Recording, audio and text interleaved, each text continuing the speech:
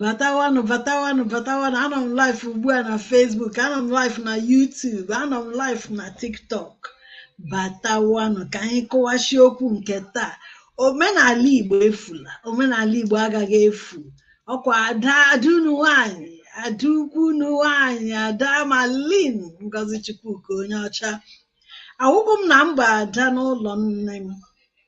Bet n'ala Igbo, nwaanyị ọbụla toliterenụ, ụmụ nwaanyị akala abụ anyị niile bụ gbado ada.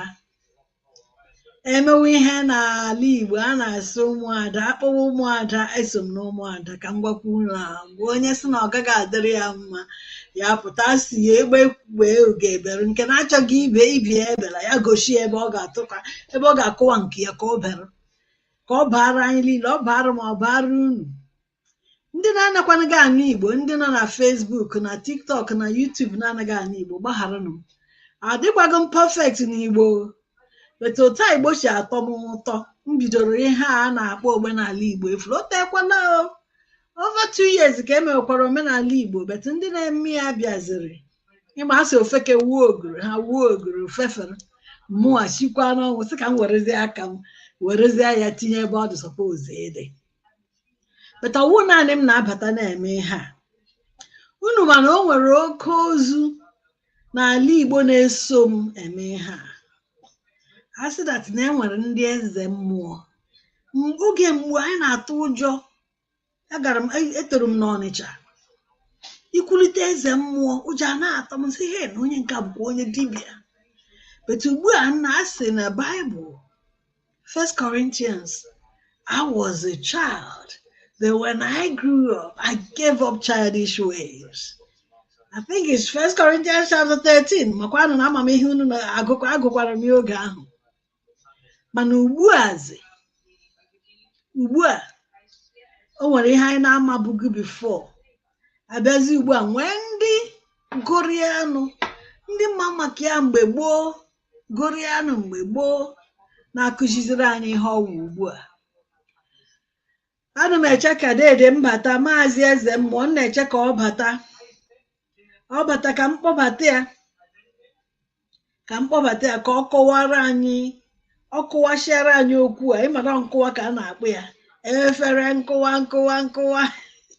You see my baby, na a na-akụwashi ya like pieces. Nke taa bụ nnọọ ihe anyị na-achịkọrọ unu taa bụ ime oge gboo a na-egbu ejima.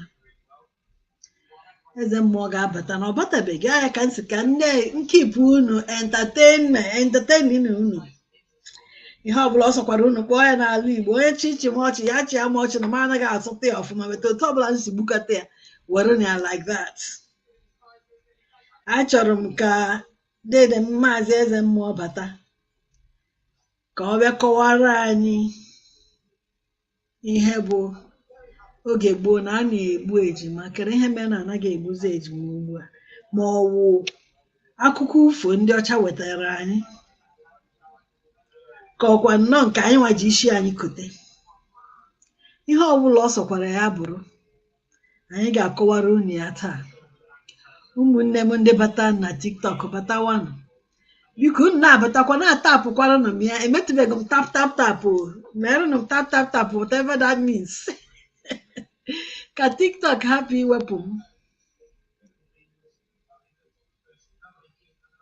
Okay, TikTok is encourage your viewers to share your life and invite more friends. Ngwanụ share.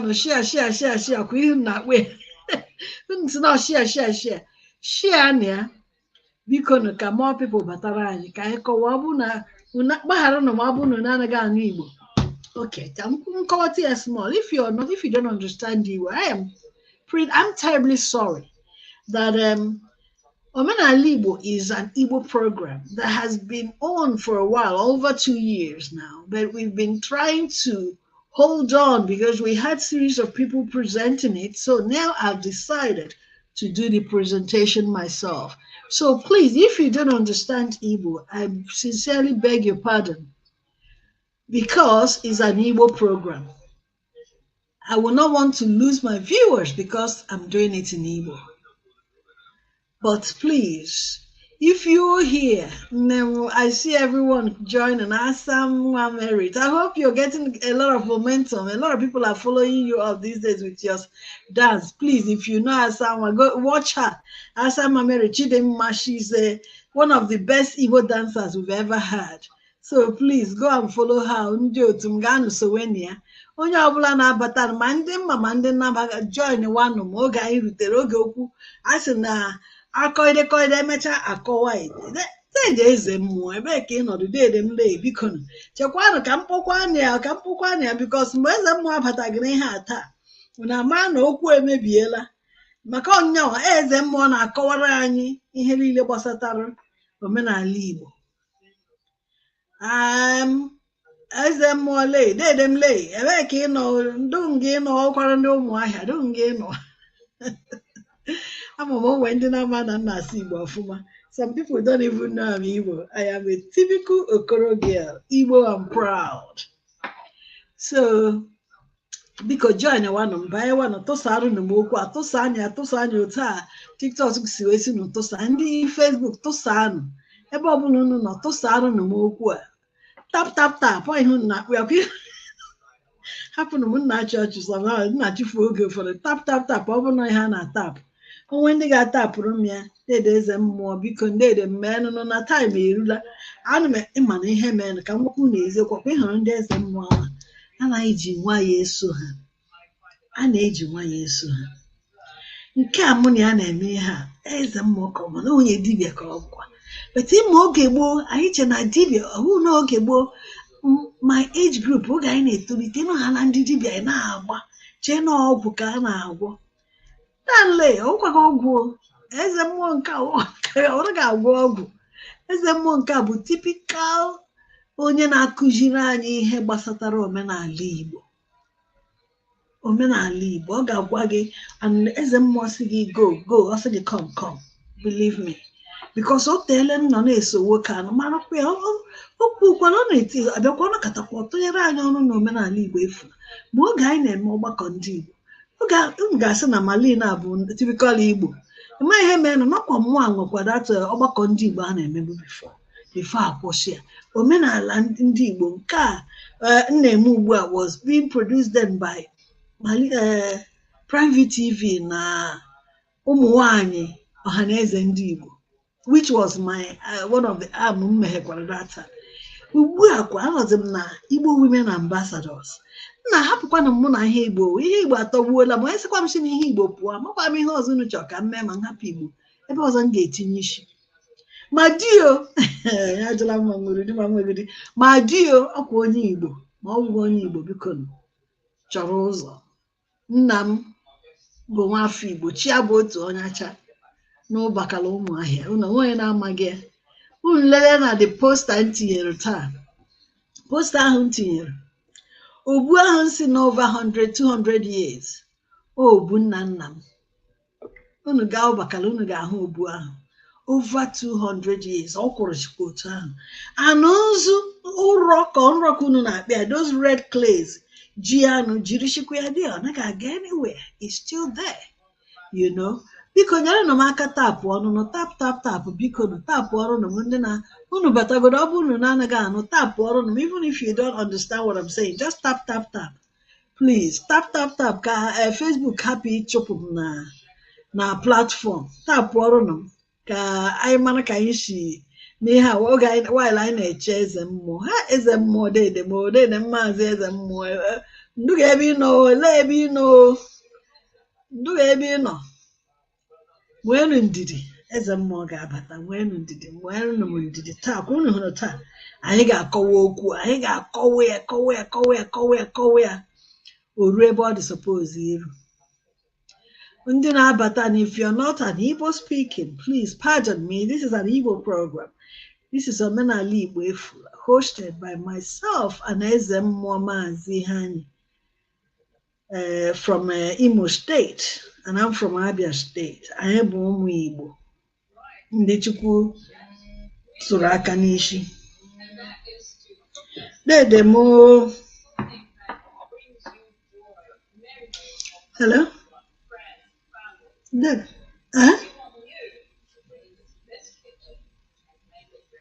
Okay, ahụkwa m gị na studio ka ị na nke bataziri maka anọ m na studio ugbu a ngwanụche ka m mere ihe na ka nsendekwara gị link again nkwanụ link anọ m na studio. Okay, hold on. Ụmụnne m ndị TikTok biko nwekwanụ ndidi enwere m hik ka mma ma nga mmara ihe merenụ dede m maazị eze mmụọ abatanwu dede drop ka m sendekwara gị link ahụ ọzọ dede m kedu ebe link anwa dị kedu ebe link anwa dị kedu ebe link anwa dị kedu ebe link anwa dị biko gbagharanụ m ihe dị ọkụ ga-ajụ oyi ihe dị ọkụ ga-ajụ oyi. I hope na ọwụ wrong link ka m nyere ọ bụrụ ya ma sometimes isi na-agba mmadụ rịkịrịkị isi gbawa gị rịkịrịkị otu a ịka mụọ down rute destination laghachite back malin na-epukwa pieces gbagharụnụ m I hope na ọwụ wrong code ka m nyere ya dede m try godi nke a nyere gị ugbu a biko ka mmanụ ma agakwana gị generate code ọzọ because 13 minutes past the hour biko na nwere m ndidi ma ndị Facebook ma ndị YouTube ma ndị TikTok nwere m ndidi at least ma ọ nwekwana gị ihe ọzọ na-elelekwanụ pretty face ahụ na-elele anya nwaada Malin onye ọcha na-elele na ya ka until eze mmụọ abata biko dede m eze mmụọ ka anyị cheta ya ntakịrị na-ele biko tapụ ọrụnụ m sendịkwa to friends tap biko tapụ ọrụnụ m onye ọbụla na-abata tapụ ọrụnụ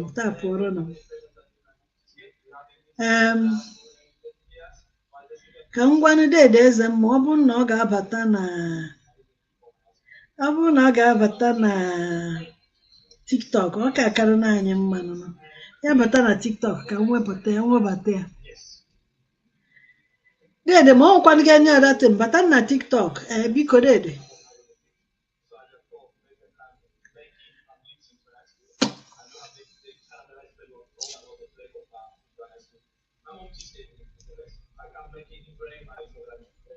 hey Sally hang on. Sometimes I clown a lot though, but while we're waiting anyị be anyị nọ na-echi ya biko ka anyị chetukwuo ya biko dede m zanụ mgbọ ka ihu na-akpọ fonu n'ala Igbo ihe ọbụla akpọrọ ya sisi kpọọ ya dede m zanụ fonu gị biko dede okay nke a anaghị aga through why and I cannot okay maybe I will go off let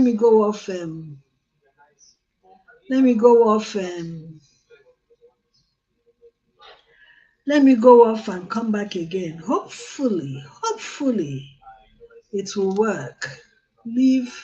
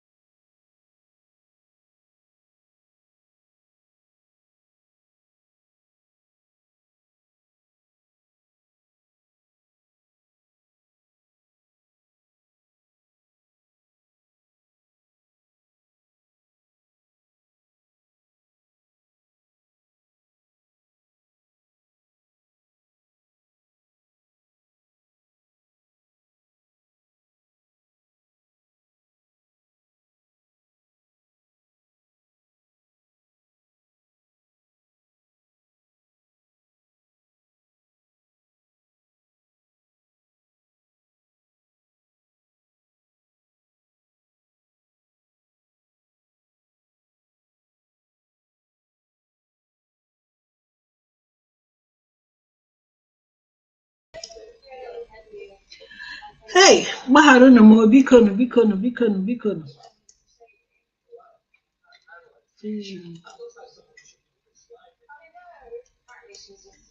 Hey, Jesus Christ of Nazareth. Jesus Christ of Nazareth. Ebee ka ị nọ? Hey, dede m. Hey, dede m, gbaghara m, ọ fault m. Hey, gbaghara. Hey, Malin, I sendere m gị wrong code. Ọkwa m nke ma m nụdị ya. Nwochi ma adị program end ya na sin. Ndo n'ụwa nke a ka m ga-ede. Ịma m gwakwa ndị ha na ijighị fon abụọ. Eji m fon abụọ, but the other one ekwegaghị m. Okwe ga-aba na TikTok. Maka ndị TikTok last week ha sị m na ha chọrọ ị na-ahụkwanụ gị ma ị na-ekwu. The problem n'ime ya bụ eche m na akaụntụ m nwere okay, you can join, you can go live. Enwere akaụntụ m nwa blọkụrụ, I can't do live. Then the other ones I just subscribe the follower. The main account I block has some okay. So can followers, you gotta join with it. I don't think so. Okay.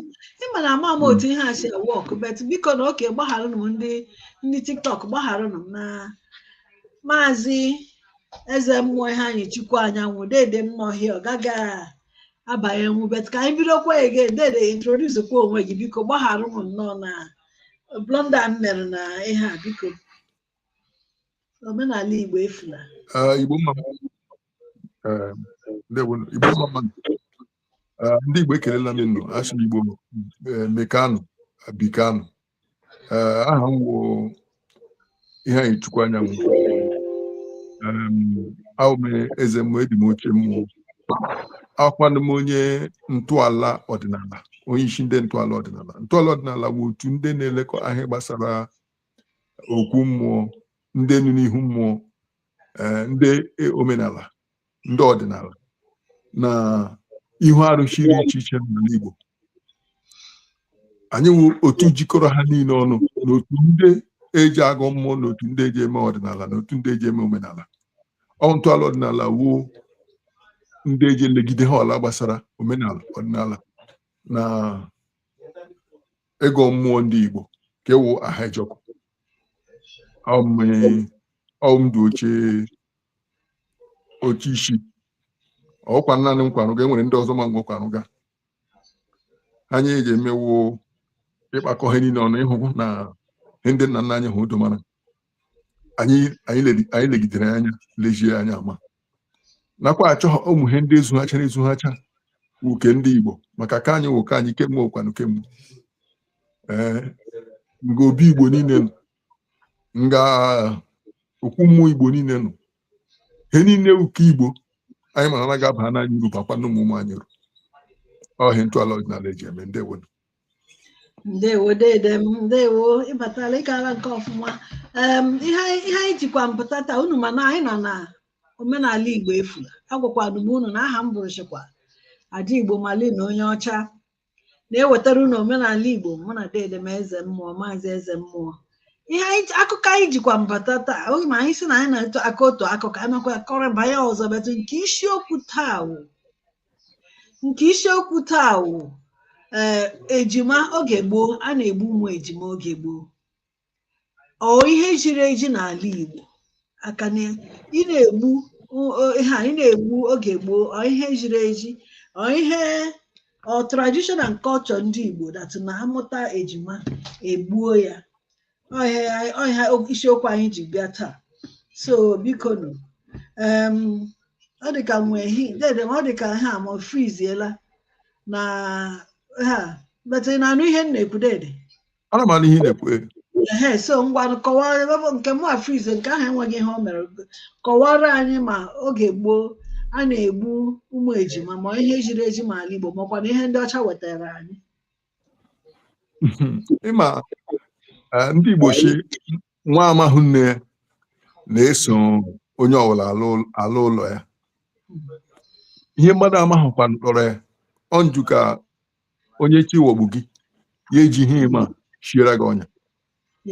Ka ewe eziokwu gị baa ile okwu Igbo ahụ akpọga ejima maka enwere ụwa mmanụ ga-adụ ga-ahụ chidate enweghị ihe kwadoro ụwa ahụ ihe niile ziga gị shọọ okwu achị ihe niile ziga gị shọọ okwu achị tupu m abaa akụkọ ihe gbasara akụkọ ejima ha achọrọ m iji okwu Igbo maka asụsụ Igbo anyị sụga ọwa asụsụ anyị enweghị ka anyị ama achọrọ m ka anyị lekwere okwu Igbo ahụ lee mkpọala okwu ahụ ntọala okwu Igbo akpọga ejima gị bịa okwu Igbo a na-akpọ ejima enwere ha abụọ nụ nga ahụ ntọala okwu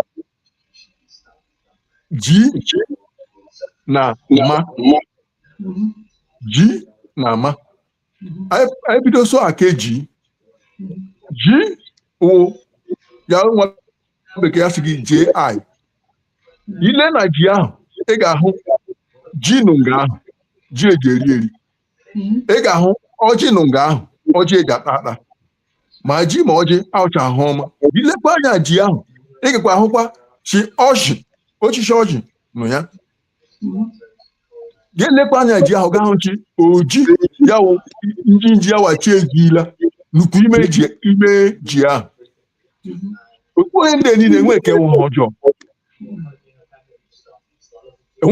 ọjọọ ji eji eri eri ji wụ isi ihe ubi n'ala Igbo ọjị uhe eji echela ọbịa ọjị achịwara ọjị wara ndụ ọjị ndụ kwa ka ọ nụchiri anya ya ịhụrụ ya ọjị wụ ndụ a na-agwa gị sị ihe eji ọjị mee eji egbu ha egbu ka aha wụrụ otu anyị agafe ji baa ma ya wụ ejima ahụ ma ahụ nene wụ ma ịbịa na ama amamihe na ya ga-ahụ ihe mara mma chi gị ihe mara mma ihe emejiri ime ihe bekee ji akpọ in order or perfect ga-ahụ chi ịmụ mma ya wụ imegharị mma imeji ihe emejigharị mma ọ mee ihe mma mee anya mma ịhụrụ ya ihe ndị niile kwugachi okwu ihe gbasara ha ọma mma asị mma ka nne ji akpọ beauty nụkwa ma ahụ ịhụrụ ya mma ka nne ji akpọ beauty nụkwa ma ahụ n'ihi na mere ndị Igbo akpọhụ ya eji njọ ebe ọhụ ọjọọ n'ihi mere ndị Igbo akpọhụ ya eji njọ ndị nna nna anyị amara nna ha kpọrọ ya wu ejima ozugbo akpa okwu abụọ ndị niile kọwaga ha ọma iji gbagasha nwa bekee mere anyị pọpị maka ọnwụ ihe ndị ka anyị eji ele anya anyị ebido mema ka nwa bekee ji akpọ investigeshọn so ihe okwu ahụ ahụchi okwu Igbo akwadoghị ụwa ahụ akpụga okwu Igbo kọwagara anyị ọwa okwu asị ka nwa bekee kwuru ọwa okwu asị ka akụkọ ahụ nwekọrọcha ahụ histrị mere ọwa okwu asị onye ole hụrụ nwa onye Igbo fara agwagagisha egburu ejima ebe kemgbu ma achọ onye ahụ onye ochi maka okwu ya aha akpọga ya Igbo ejila anụ ka a na-akpọ ha aha asha akpọ onye aha chi ya nara Igbo ejila anụ ka a na-akpọ ha aha nkịta wụ nkịta ka eji eje nta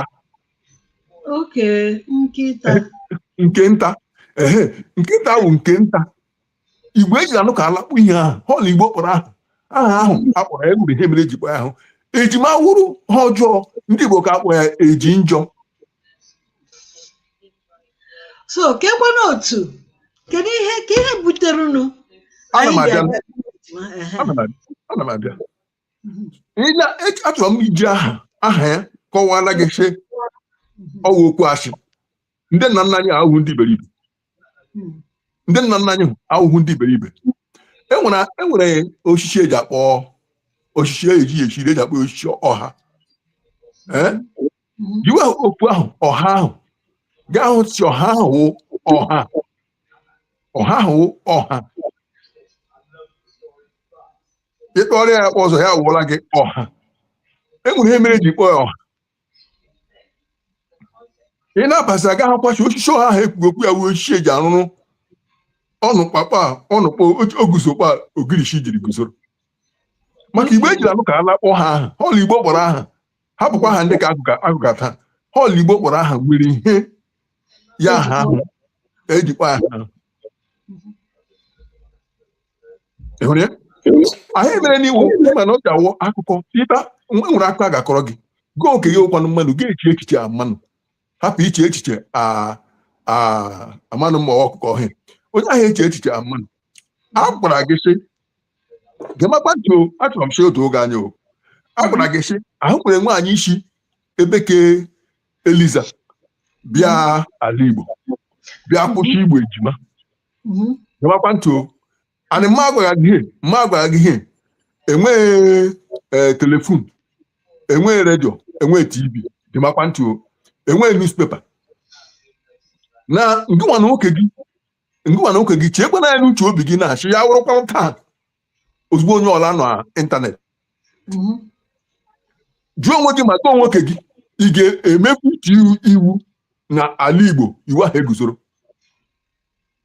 gịnwa n'ugbo onye Igbo ga-eti iwu n'ala Igbo iwu ahụ eguzoro ndị Igbo niile eme ya obodo niile eme ha isi nwome ịhụcha o nwere ike igwe gị afọ 10 imebe ya ugbu akakpa m ugbu ọ ga wee kwuka nga ekwuka onye nọ Ọnịcha ya onye nọ nwa ha anụ ya o nwere ike wee ga afọ 10 ha enwebe isi na chee mma ahụ iji maachị ndị ekpụrụ echeghị m anyị enwe uche chee mma ahụ ọ ga-awụchi o nwere ihe ga-emechi obodo ndị n'obodo amaghachị ahụ mego obodo mmụ ọ mma ahụ ka nwaanyị jiri otu mkpụrụ nwaanyị ndị amamihe o nwere ndị British colonial masters iji penetrate into ala Igbo bute amị na egbe mmoji anya nwụrụ lọgụ 41 good years ya na nwaanyị gbaga akwụna akpọ ya chi Ebeke Eliza akpọrọ ya bịa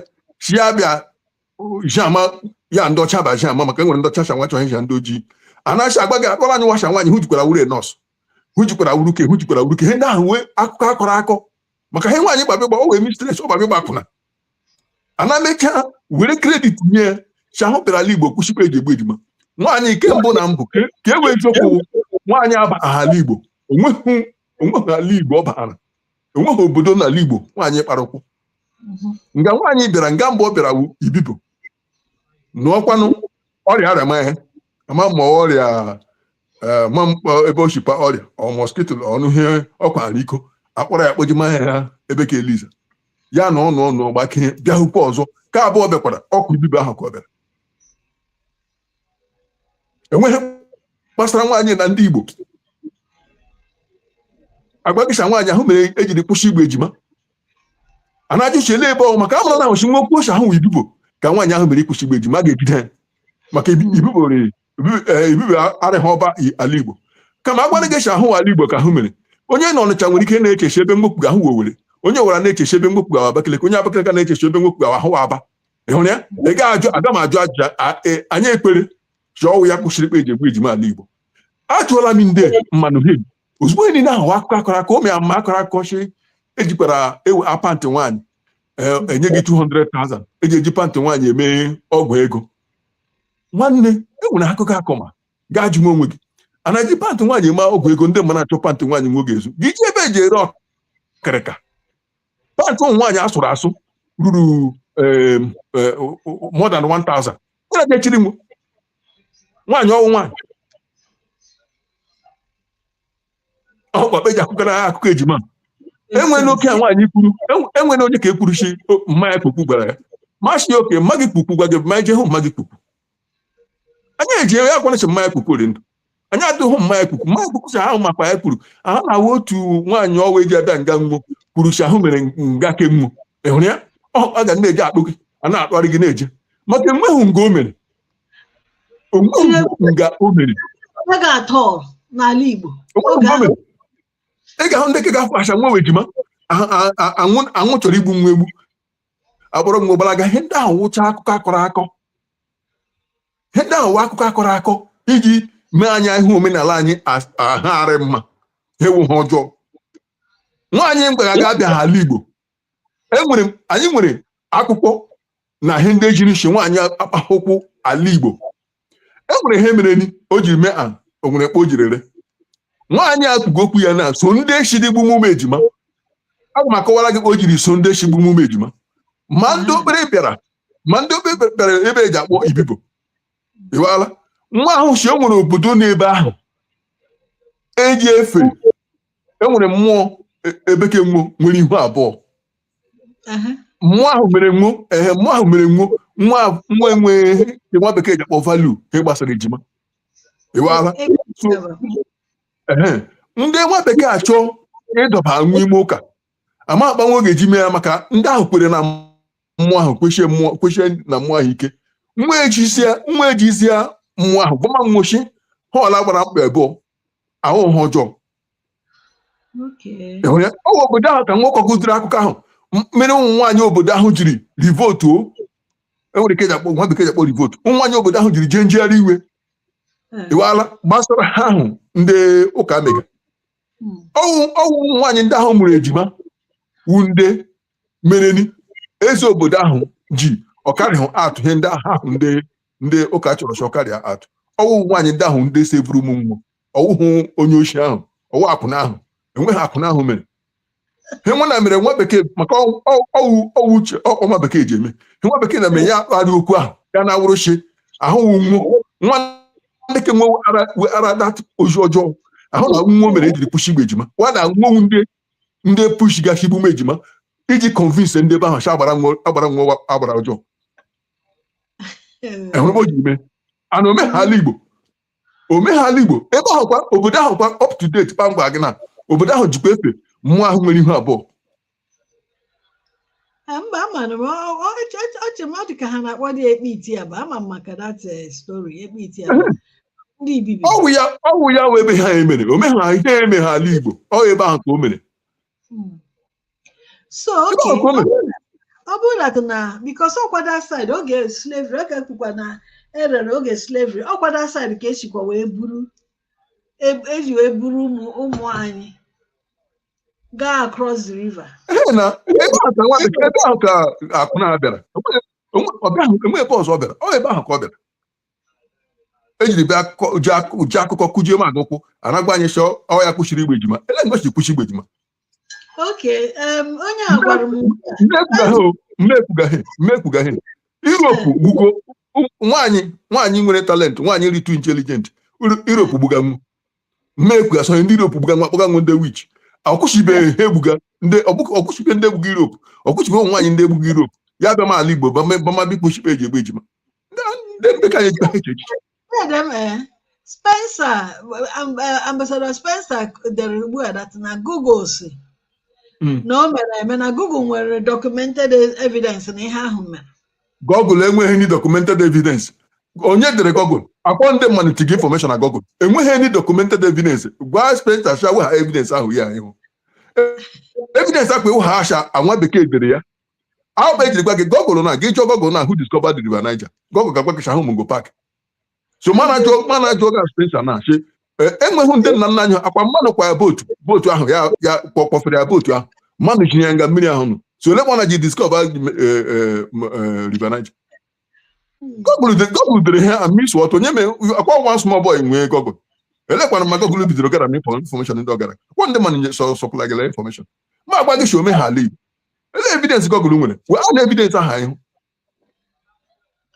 aga m agwa gị community si ndị fụara chi aheme ha community m so ele ebe ọ na menala Igbo omehụ na community m ele ebe ọ na menala Igbo ọ community gị ọ sị na oral history anyị gwakwara anyị ka ahụ legemanti ịma enwere nsogbu anyị eji nwe ala Igbo nsogbu anyị nwere wu ndị n'ụka the biggest problem n'ala Igbo wu ndị Igbo n'ụka barabara so confused ama ihe nwe chọrọ achọ ịwala oral history gị onye kọọla gị oral history edula with men iri over 100 years hem jiri nwe two questions ga machi ndị ama he nwekọga now let me tell you the generations who fell anyị you know the generations of our fathers ndị amụrụ from 1900 till 1950 here generation fell ndị Igbo generation fell ndị Igbo maka enweghị eshowing interest ọla gbasara Igbo. Ndị amụrụ before them gbalịrị na ọkwa the same people ka ị ga-emiti nwa emepe na akụ inyo. A gwara gị si nwaanyị onye shi ahụ bara n'ala Igbo ya gwa anyị community this woman bara n'ala Igbo. Na otu ajụ m na-achọ gị ego, how can you stop something in a land without stepping foot into that land? Okay. I thought you Spencer gwa anyị community that woman biri n'ala Igbo. Spencer, you know what I will tell you, Spencer? Join TikTok. Banye na TikTok ka anyị kọwaa okwu ọfụma. Join ya TikTok. Join am na TikTok. Ime ihe na isi that Spencer said that na emekwa ugbu a anyị deny ya osu. Spencer, anyị kwuru maka osu 2 weeks ago. You didn't listen. You were not here. Maybe I can talk. Get nwanne nwaanyị enweghị anyị dị na anyị ga. He gwara ya one thing. Ye nwe na community o mere ya kpọla anyị that community. Na ụka gị watch am ga-eje m ntị ama. M na-ekwu ka m akpọrọ gị obodo. Ma akpọrọ gị date. Hekwa emega ya wụ anyị eme na research ndị. Na also na grandfather ya gwara na grandfather be historian no ya gwara. Ọhụkwa ihe ụkwa that same way m ji gwa gị that enwere a boy grandmother ya gbara ya. Ma anyị na jeje gwọ grandmother ya ọnụ. Grandmother ya ama ma ha ga-ekwu. Grandfather ya ha gwara ya so wole. Let him name the only evidence I chọrọ na ndị otu obodo for us. Then we will not go verify that obodo. Ana m aka akụkọ onye ejiri kọ na grandfather gị jiri wụrụ ya grandfather does not make him an authority na history. Anyị na into it. Anyị sokugo nwaanyị anyị je gije anyị eje n'ugwu ele anyị aba n'isi ume. Ihe mgbe aga wo enweghị anything n'ala Igbo mere indicate cha ndị Igbo that twins and a bad omen. Enweghị anything in the language ọnụhụ, in the culture ọnụhụ, emakwa ewu nneji enwe ike igbu nneji ibe. Culture Igbo ja support ụmụaka. This idea abịa ememe ihe ndị mmadụ sị lee ka anyị si eme n'ebe anyị. Okay, enwere ihe m ga-akọrọ gị. Anyị jere somebody dragara anyị mana enwere skuulu ma nwe eji arụkọ Ọdịnala Institute. So somebody bịara na the school drag all of us. Jema na ebe eji akpọ clubhouse. That day, enwere multitude of audience. Now, in the course of our conversation, a young man Elia, Jema want you very well. A young man Elia, from according to your tradition, now na way you pay attention and use your wisdom. Ishi manitoli ZIRIEZI ebekemu.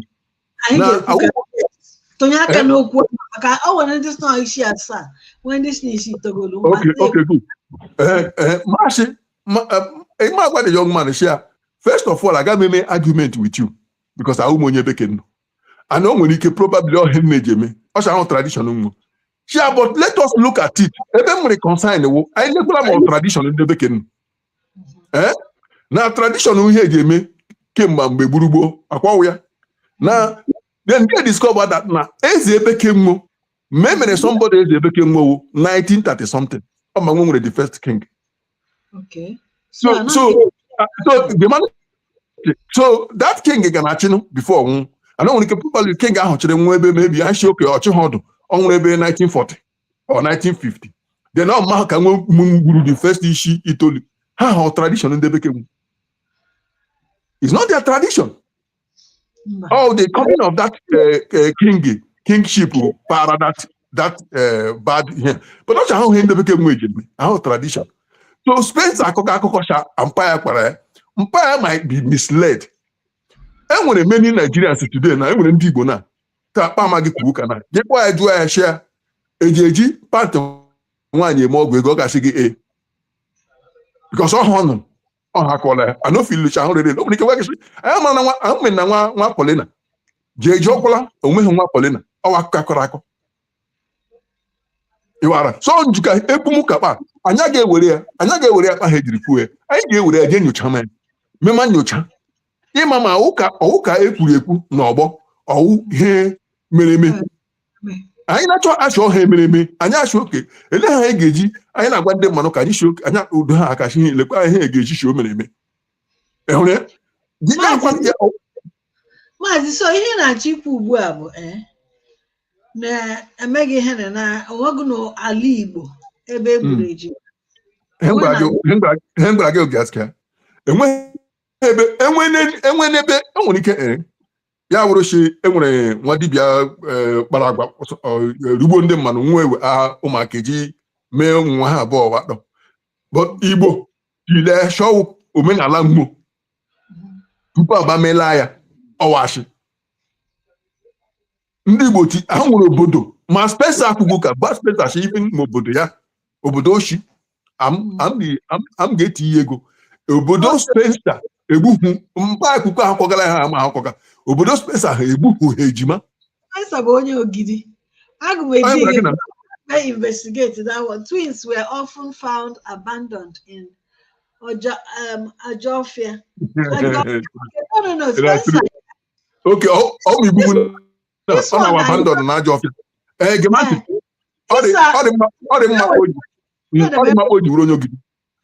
Very well.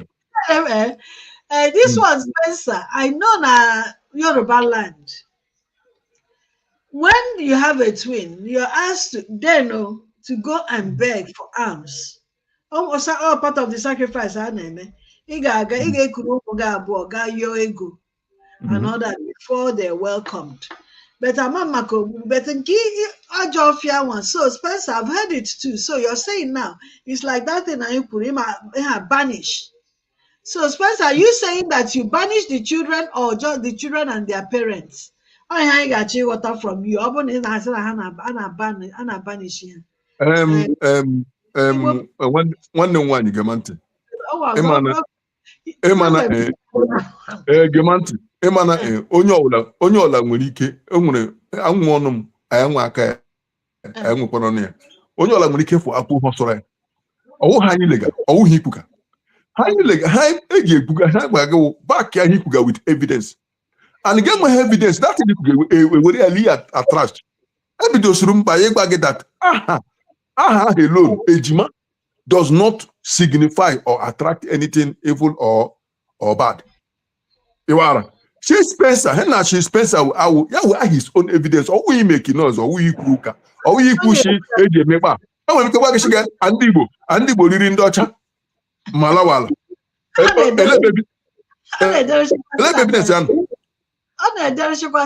now one in EJIMA or borrow the EJIMA got to any more here so that they are evil. Can you help me here?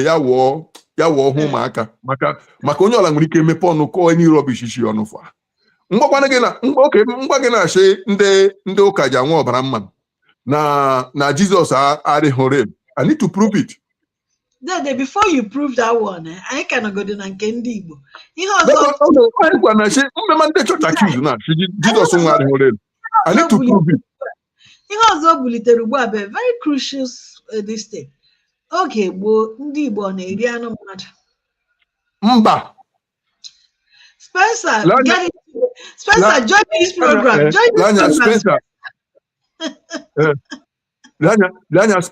Spencer wụ onye Igbo amụrụ na mba. Lanya gị ma ntị ngwa gị something. Enwere ntị ịgwa gị.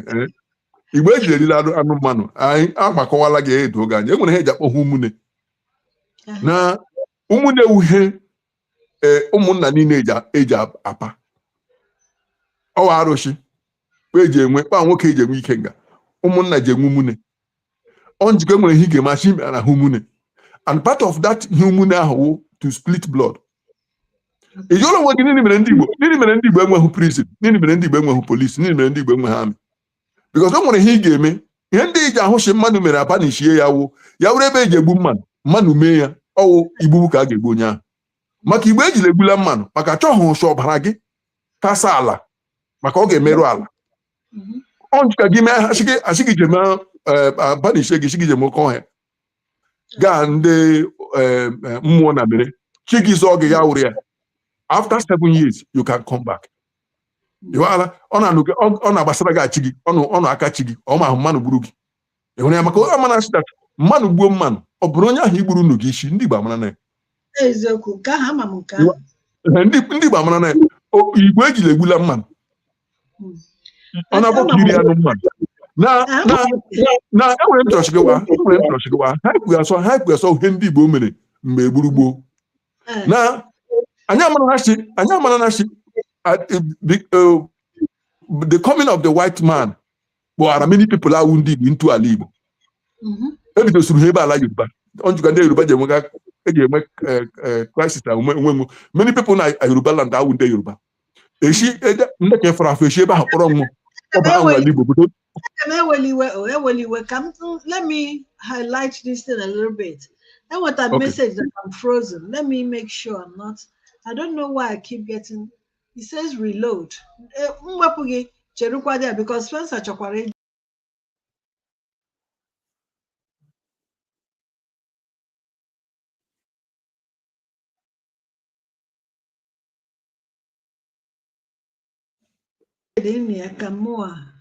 Fantastic. Okay, it's okay now. Then okay. Because I thought about it. I thought I was frozen before. Yeah, so Spencer Chori bata. I won't know bata ya bata. But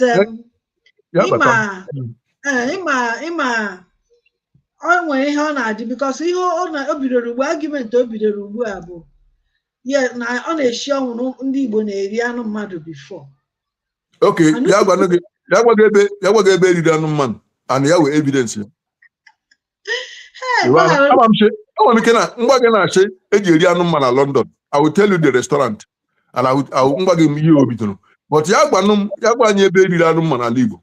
Ọ wụghị ndị Igbo ịma onye Igbo akwụmara local like this ndị Igbo ji emeke ma achọ onye ahụ amaghị okwuga he's confused because gị mara ihe ikwuga ị ga-adị specific ị ga-akpọ the place all the people chinalekwa ndị dịkpa mere ihe rịkpa mmarịkpa anyị amara but ọwụ gị kwa agịcha ndị Igbo ndị Igbo ndị ọjọọ ndị Igbo ahụhụ nnu mara mma ele ihe iji aka ị ga-adị specific ịwara ihe mgbe gị omenala Igbo ndụ ndị Igbo ejila emegide na mmadụ na enwere m chọrọ ịgwa gị Igbo nwere ha eji akpọ ntọala Igbo n'ụkwụ atọ ndị ahụ ụkwụ atọ ahụ wụ onye ahala nwanne ya dịmakwa ntị o biri ma mbiri dịmakwa ntị o Igbo bụ ike na achọrọ m ịgwa gị na ozugbo ihe ndị niile gbakwara m otu ka ị ga-awụ gị isi gị guzoro ga-enwe ike gbuo ejima ọ biri ma mbiri Igbo bụ ike iwara mmanụ efu aja ekwu ha sọrọ gị bụtụ onye Igbo ejila ekwulu ka enweghị o ji aka ikpugo ụka anyị achọ ịma achọ ụka ikpugo ele ngọgbọ bi mana isi ele isi na ọ dị ya ịcha Igbo ahụ ji eri anụ mmanụ gwa anyị ijiri maa gwa anyị ebe mere ya ọ na-atara ya Igbo ji eri anụ mmanụ that means mkpa ji eri anụ mmanụ kpọba ya ụmụnne m ndewonu ihe a mgbara unu na akwụkwọ anyị ji taa bụ okwu adọ n'elu adọ n'ala oke onye joinụrụ anyị ugbu a bụ Ambassador Spencer na-enwere nwa afọ Ogiri Chidera na Ogiri ọ joinụgo anyị because ife anyị na-eme sọrọ ya tata ọsị mba na o nwesị na anyị pụrụ n'ọtụ ntakịrị si n'oke ka anyị kpọbata ya Maazị Eze Mmụọ Maazị Eze Mmụọ Ambassador Spencer abatana ọ nọ na background na-atageti gị na-ataki gị na Igbo na-egbu ejima ọkwa ya sin from Igbo na-egbu ejima sị na a na-achụpụ ha n'ime nnukwu ọkata ahịa anyị na-akpọ ime ọhịa oke ọhịa anyị na-akpọ ya ọkata ekwu ugbu a sị na Igbo na-eri anụ mmadụ maazị ka hapụgodinu Ambassador Spencer ka o tinyegoro ọnụ n'okwu a ngwa dede m ngwanụ na ha were here live eze m ekele m gị Good evening. And then all our viewers, I agree everybody because I don't know. Igbo when he goes teacher he can get mad with an accent, yeah. But I came up and I some sobre with the Igbo. Ihe m ga-agwa gị maazị ka m okwu ọ sị na ịbụ nwafọ Igbo amụrụ na mba. Mana eziokwu mana omine na ama m history anyị. Now ka m gwa gị one thing wala I'm fortunate to meet my grandmother, right? Onye m lọrọ ụwa onye ndị Nando. My grandmother mpe ya udibia Arize, yeah? So oge I don't know maka anyị na-aga Nando, anyị na-eji ụkwụ aga with my dad. I got many things. Nando today webe ama ama atụ ikwu obodo na-agwọ ọgwụ n'obodo na Nigeria. Ụkwụ ọgwụ igbu mmadụ ọgwụ mgbọrọgwụ eji mara Nando na n'ala Igbo. So I won't from anyhow family. I'm from the family of Dibians. Okay. Now, so if I think now, I don't hear what's our tradition. Igbo Igbo side debe kegi ekula maka Igbo niile.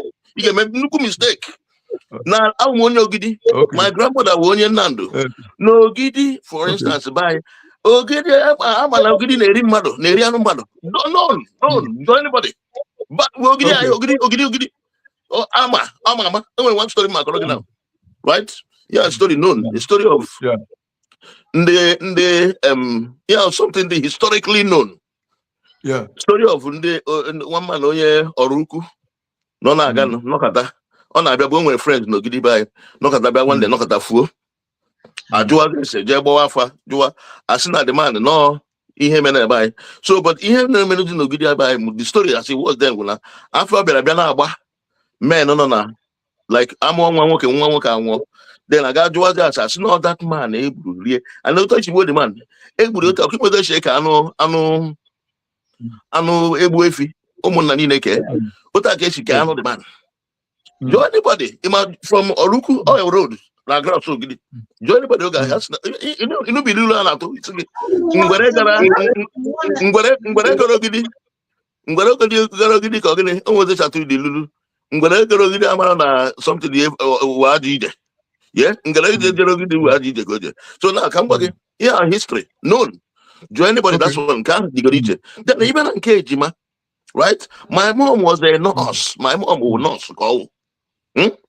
Nurse from Omenala, not in the 1950 something. Oh yeah, my mother working in those days. Not to Muaka, especially EJIMA. Gawan came in my mom. Now some villages I like Alima Joya, Ebala Joya, Ebala. I gave us name when because how my mom was a midwife, and then and when I had about motherless babies in her, my mom was in charge of it nobody then, no Maya then. Motherless babies. And I got those villages, I got outreach to villages. After that's now who EJIMA Jota and made this village. I want to got to they were they were abolish killing of twins, but some people were still practicing it. Okay, can I? We can chance me touch on these two things. Okay. Isha and the Ogidi and Woburano somebody here. Now, I want to tell you, I made this mistake always. Now, if you come to London, and when so many Nigerians say Jere drug, when they Pakistan they Jere drug, when they Jamaica Jere drug, does that mean that now G and the other respectable Nigerians Jere drug? Does that mean that every Nigerian Jere drug? Does not mean that every Nigerian Jere drug? I got wash. No. I ask you a question. Where's your? I check up. Spencer, does that mean that you want a red drug? Or does that mean that all culture in Nigeria eat a drug? But don't mean to call an oil crew and the Nigerian drug. I got it wrong. Come not all the wrong because wait. Only Kurushi in the London who homosexuals are wrong because every London person were homosexual. Wait, I'm coming. I want to no, excuse me. I want to touch on what you said. Now, no giddy. Now, I can assure you that Yama Hipugo is something to go by you. Yes. That man is self you push 90% of Ndo Gita 90 of Ndo Gidi as a town. Wait, I'm coming. Now, and then that aside, crime Ogidi committee does not make it an Igbo crime. Now, I hope you get it out of context though. I just near here as an example. No, other places on there, man. No, Olu. Other places, you are not living on assumption. Even the story, Koranyama, how true it is. So, okay. No, let me say something. You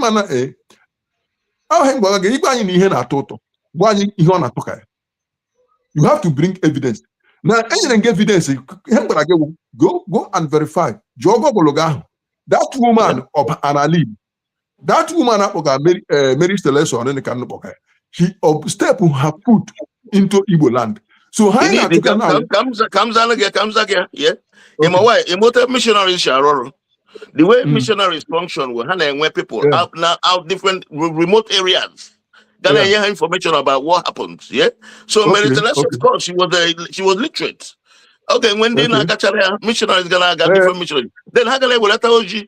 Naga kolebe diota na ozakoli. Aho ye diota. Naga lebe diota lumaya. Naga lebe diota na item. Na naga lebe diota na FB. With umaka kebulu chuda. On one village no ni maybe. That was how she got information. She didn't have to step there. And then you got to go. Then anyway, missionaries. And don't forget that missionaries were people the most traveled. Even what's that? And when you get them in a village, yourself, and then a village or because now the missionaries now got different parts of Igbo. When they got here name and you want on your own village, I'm themselves. No make it. Wait, now I'm coming. My next question, because in Guma, we are I elegant the possibility and the reality in our ground. Now me the fastest means of transportation over bicycle. Apart from both. Yes, people the fastest means of transportation. And if you are going from Omahia, with what you are saying, if you are going from Omahia to Obusi, only can take 6 months. Omahia to Obusi. 6 months. Now, my question now is Igbo EJIMA, and this woman are managing a stop with the clean of twin. How many back and front okay take here? Within the way so I wonder how many people that are covering all the communities in Igbo, because you create holes. People are that Ipuga will just do something Ijipuka. Now those people are higher twins, Igbo twins, Ebebuga twins were Igbo, but Ebono, they send the people Ibubo Kono, they send the people to Igbo land. So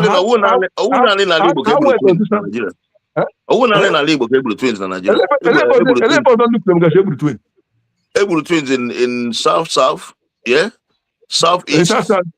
Yeah, the people are practicing it, and they're not denying it either. But not Igbo na change the narrative. Let me tell you one thing. These days, let me say it. Actually, something. All the go for instance, these boys in mess up you try in Igbo, yeah. Suddenly, when the Ojo Emene, Alachi spin, yeah. These boys were misleading our youth. After I'm coming, now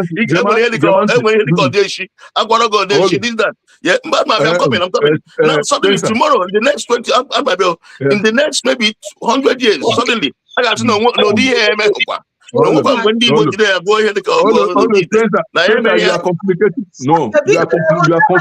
are confusing issues.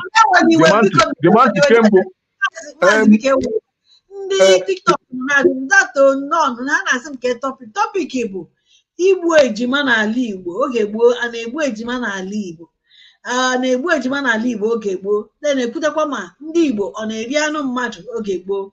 So ndị mụ na ha nọkwa na studio bụ Maazị Eze Mmụọ and Ambassador Spencer na-enwelu. Maazị Eze Mmụọ ihe anyị Chukwu anyanwụ ya na Ambassador Spencer na-enwelu. Ha pụtanwu gị na TikTok ihe ndị na-akọwaziri unu na TikTok topic anyị bụ ihe a igbu ejima n'ala Igbo oge gboo na Igbo iri anụ mmadụ. Dede Maazị before ịsaa okwu awa Ambassador Spencer, kedu nke ihe anyị kwuru dati na ndị Igbo na a na-eme ihe na a na-egbu ejima na South mụ asị na agọọla maka ka ahụ abụghị eziokwu bede Eze Mmụọ ngwa kwuo emechazi aka Spencer batakwa ọzọ ka anyị hapụ ya ya ọfụma dede. Okay. Biko, one nwoke Spencer, Imana, somebody for Agekuma unfounded allegations, who base, or making sense. You only so many things I know. Even Anyana, so many things about Chigani. People who can say stories, but the whole little game who fact, who prove to back it up. One day you don't come out and say it. Ikuma, you are only trying to make a mockery of knowledge. You're making sense. Before that, for Akumoki game with facts. Like I told you, away for Ashinebu EJIMA Alibu. I say that a community EJIMA. All I want community. Then the guy, I need a community. Let me investigate and improve because I got so many communities. EJIMA. The name EJIMA means Akola Mendo meaning. Break like you down now. Ebe na akpala okwu lekwa ihe ndị eminin ndị Igbo ejila akpọla ihe aha ọma ya ọrụ ma ọhụụ ọjọọ ka ọwụ Igbo ahụ hụkwana enwekwa na omenala Igbo mere indicate chi ejima a bad omen ejima wa arụ no arụsị wa arụsị enweghị omenala Igbo kpọrọ ejima arụ even enwere communities ndị ga-eji ala Igbo agwaghị certain animals a na-egbu mmụ ọ na-afọ mmanụ na enwere ihe confuse gị ịkọrọ akụkọ mmadụ na mmadụ ejikwara were midwife and this complication anyị bịa anyị were ihe mega recently ọla mere 18 something making sense. It does not prove Igbo culture. Mandocha n'ala Igbo eji wee pollution wu 1600 so mmadụ ọrụ 1950 which has nothing to do with anything. As at 1950 people ime ọkwa not to disgrace their family when they anything to do with culture. Up to today, women amucha nwaje lusanwa on modelers baby's home. Culture. It's just what a lady achọ onye ga-eme ya maybe ọ chọrọ comfortable or jihe go jazz nwa. Ya mo nwa eje luba ime ọhịa. Onwe anything to do with culture. As at 1800 your grandfather may not know what he's saying because once you allow something on the table, the first library in the Igbo Asoso. The first thing I got confirmed something na Igbo was Asoso. And I believe Mogahamgi because Asugi that na a match hanya Ogidi Ugokuya. I have friends in Ogidi Anyangona Research Institute. I have friends in Ogidi Anyangona Research Institute. So when they make 90-something% of Ogidi may not even be aware of Uhiyekoga. And that does not that does not make it real. Any evidence. Because you might even go in for it because it might be evidence. Okay, Odeka here recently will be here. Okay. We can interrupt Spencer. O nwere ihe ikwuru ka hit kwada one ka ikwo ihe gbasatara ụmụaka abịa ndị ụmụaka na-agwọzi ọgwụ ugbu abịa kwuo na ka oke ite na ndị otu ihe mụ believe na due to Jack Thomas the way you do to others ha na-eme nke abịa lockwa ha up ka maka nke ndị Christian anyị na-eme ndị pastors anyị na-emegashin ka ihe ji wee hapụ ịmakwa mmadụ ole na-anwụọla with ihe a the Holy Ghost fire and all that. Man na-aga dibia na-aga nweta ike man why agaghị eme let's judge everybody accordingly. That's for my own this thing.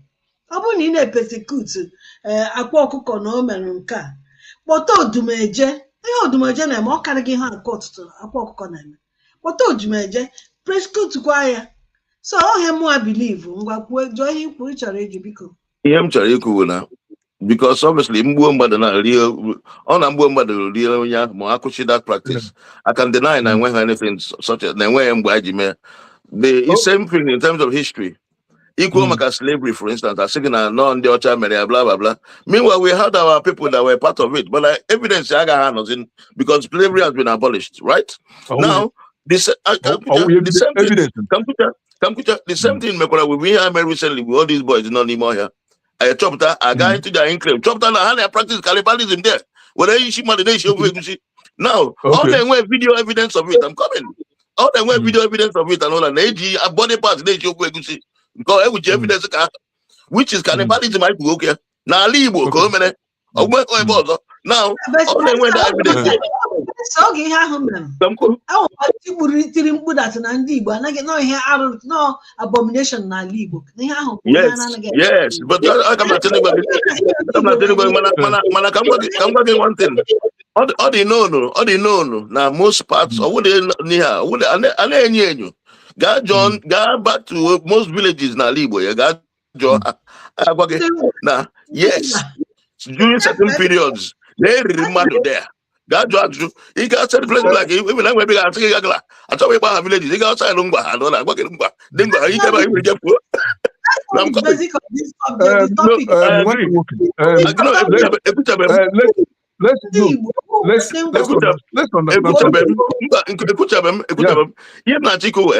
Now the narrative now who name it now. Some of our royal megas in the past, I actually cover by it deny with over time now because of enlightenment. I believe now. But instead of us being able to say yes, we probably did this in the past, we're not happy with it, or we actually but now we moved on, we're not doing it anymore. But I deny here openly, which is what I don't like. And I say it's not true. It's not the right history. How could you get on here? Because all that could you want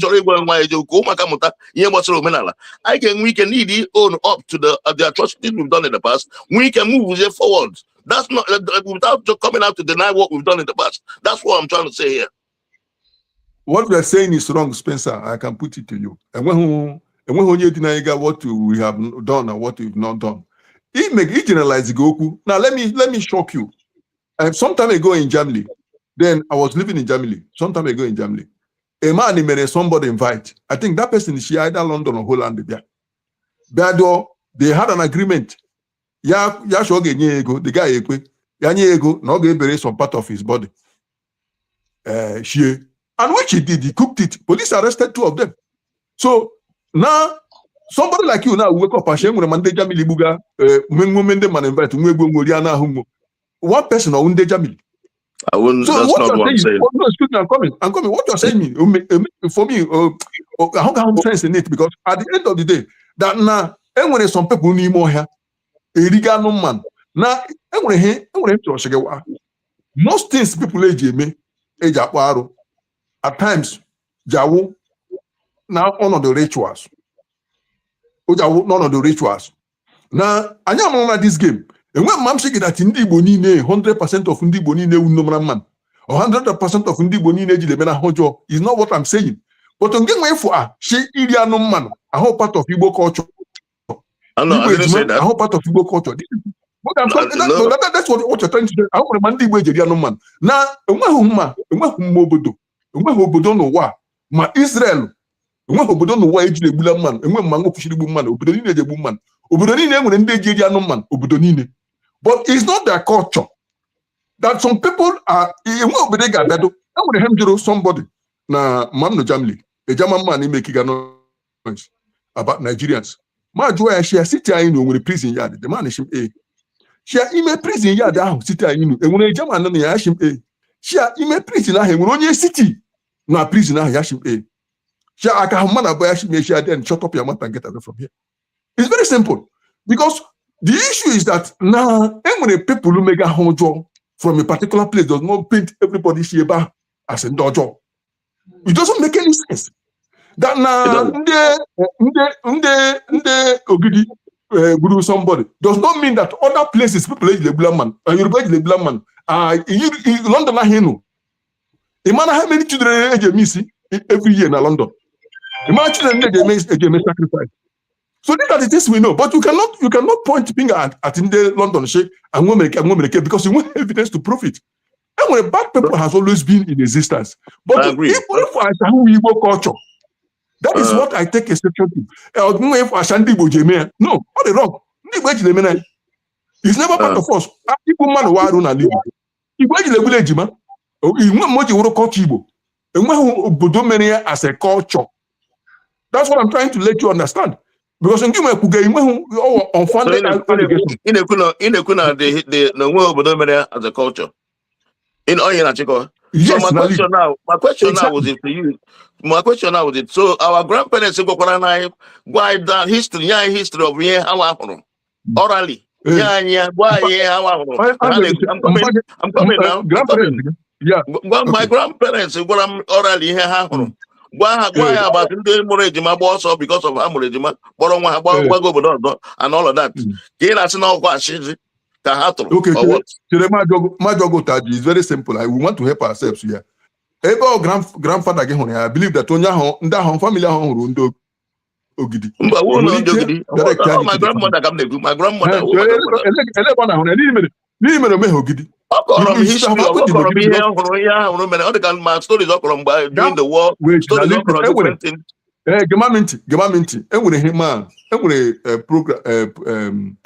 Program our daddy or Rama made last week, and the program, the topic we hear Basara Osu. Now I asked a simple question because get member intelligent law intelligent.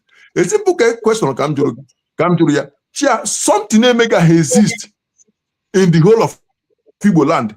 Mega exist in only 1/4 of Igbo land. Does that mean that no Igbo culture? No. Anything for that thing to pass as an Igbo culture of some Igbo people. Don't deny it. No, it's the culture of some Igbo people. Wait, now. Can you listen to me? If you listen to me, you will learn. You will learn. Okay.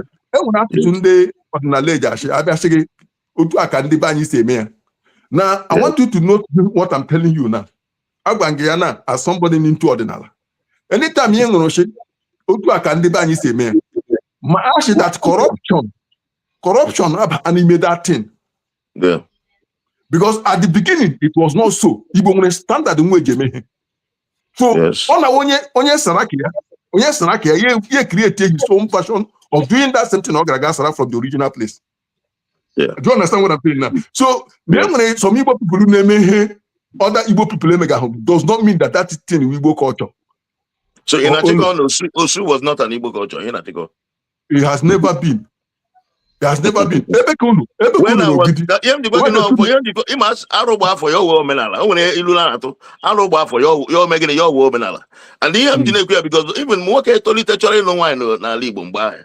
I got what he got the great address. Oh, this I go address because somebody had done also. I say, I got just a camera man there. I was moment. Oh, I met you today.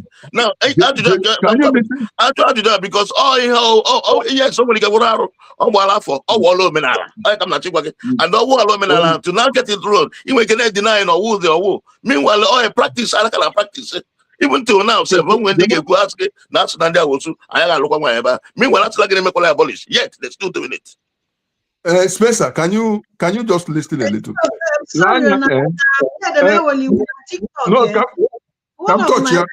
One of my aunties na TikTok. Come touch this. You got touch auntie Mommy Tony say, yes, it is a culture of the Igbos once upon a time, but some Igbo countries has abolished it.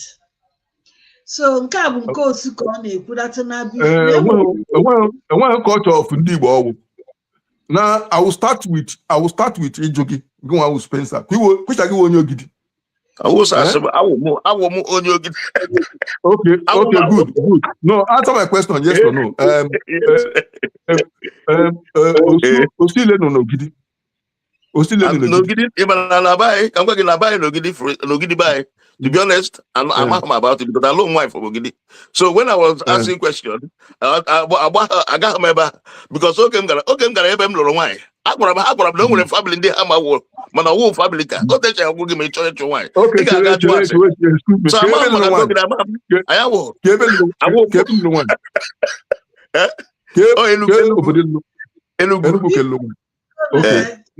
now listen to me, Gemante. Let's not. I discuss a very sensitive issue. Now, that now I'm aware of Ogidi. I'm aware of furniture. I'm aware of certain communities. It does not exist. And Anyamana go bidon may exist. But the reason why OG may exist, don't just live on assumption. Hey, man, that's why we are a group of researchers that sits down and look into these things. All ehunu ebe all ehunu emego omenala ya ruso omenala ahụ nwere ndị o megide gị. Then watch ya jụọ nga aka egbechiri aka mmanụ. Something went wrong somehow. Na o me ankola ga ko he gbasara amusu na. You be shocked that na amusu here Lugata as amusu is not what is amusu. So let us not assume because nde manushe. No, sorry. Oh, I button at the studio. One of my aunties try button at the studio because they can't see you in TikTok. It's okay. So but they can hear our voices. Yeah. Okay. They can hear your voices. Yeah. Okay. So it's okay. So what I'm trying to say, the issue. Enwere issue ahụ issue Igbo. He ga jimasha an issue ahụ issue Igbo. Enwere any community really exempted from that issue. Then guys do onwe gị, why is it that this community emega ahụ he? Maka Igbo wo hazurume. Even na Igbo na okwu ihe gbasara agwụ. Onye Igbo niile ga-ekwere gị isi. Ga-ekwu okwu ikenga, onye Igbo niile ga-ekwere gị isi. Ga-ekwu okwu ihe gbasara chi, onye Igbo niile ga-ekwere gị isi. Hụrụ ya? So nini mere eji emegacha ihe ndị niile a na-abịadịzịa ake ebe na enwe ndị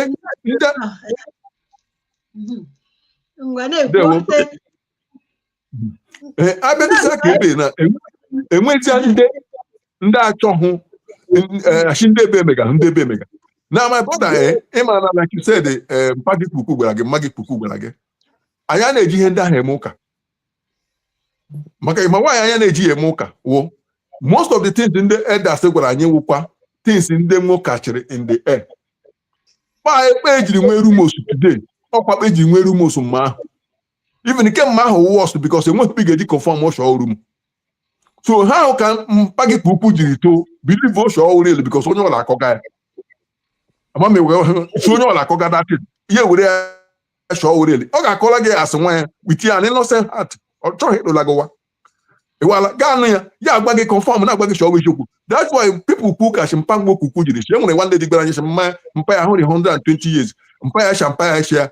Anyị shi okay after the investigation anya ma shi niile wuru. We have to investigate. Ị ga gwa anyị na ọ dị asa anya chịrịchị agba. Okay mpa gị kpukpu ahụ shi anyị chọrọ evidence. Anyị chọrọ evidence because Igbo shi amamihe wihe mabara n'ihe. Achịghị na ihe awa amamihe. O nwere nke ọ mabara, ọ ga-amabarịla n'ime ihe. Maka amamihe ọla amabaghị n'ihe nwe amamihe ọwụ. Ana m akwa na eziokwu wu okwuru na-eji. That's something na public knowledge. So anything I know a public knowledge ahụ eziokwu. So the issue na ikwu ga eziokwu, we now have to weigh that eziokwu ikwu ga. Lee ma ọ mabara n'ihe. Lee ma ihe the public ima ama. So ekwu okwu sị osu ahụ omenala Igbo. We have facts because more than 1/3 of ndị Igbo are practicing ahụ ya.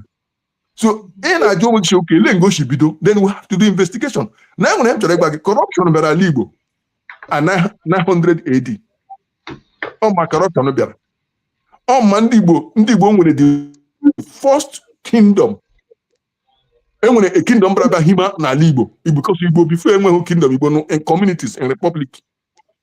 So immediately kingdom bịara. Enwe friction because ndị Igbo gwara gagbashi eze uro. Enwe friction ọ nga ka abụrụmashi shiri ọ nga ka uro ogbu shiri no because ị na nwunye agbagishi ndị onye ekonye mma enwe okwu Igbo jiri enwe na-ete because Maazị biko ikpo okwu n'ọnụ ka introduce ode Adam nọ here ka ọ hapụ ịdị ka Jos batara anyị. Ndị atọ onye mmadụ asụsụ dere eze mmụọ ha but ha bụ nwe Igbo women worldwide movement worldwide ọ ha bụ ihe Igbo n'isi so ka ọ pụtara na TikTok nsị oke ka ọ bata oge tukwa ka ọ tụnyekwara anyị ọnụ na ihe a maka ọ nwekwara ihe ọ na-ekwugachi na the TikTok nsị oke ka ọ bataziara anyị ka o tinyekwa ọnụ na oge wee nnọọ ka o tinye ọnụ n'ihe a na-ekwu. Okay. So somebody gwa gị that now culture ndị Igbo before mechi ugbu ndị Igbo nwe ji meme na abolish. Ka ahụ ịma na confusion when onye amaghị ebe a na-eli ozu na-eshokwa afọ. Many people what it is. You cannot abolish what did not exist. Now, we wrong move. And that is why when the Omega has no effect. Now, the issue of no is more complicated than you think. But because the scam has lived, all that so complicated because only the political side, social side, spiritual side. And for this problem to be solved, because always scam call for it to be solved, I need legally video from the spiritual aspect. Now, like him, system in Europe practice practice. You are this thing immigration system or immigration system that went wrong. Or immigration system that went wrong. Now, what the way maybe better na London. I see process my document again. I what way Igbo Igbo give gishi only ball when right issue from obodo go obodo ọzọ ka settle down. But if obodo ahụ for obodo ahụ na aginye gala ebe ga ka ugbo na ebi ga-ebi. Enwere ihe eji akpọ ike mmanụ n'ọfọ.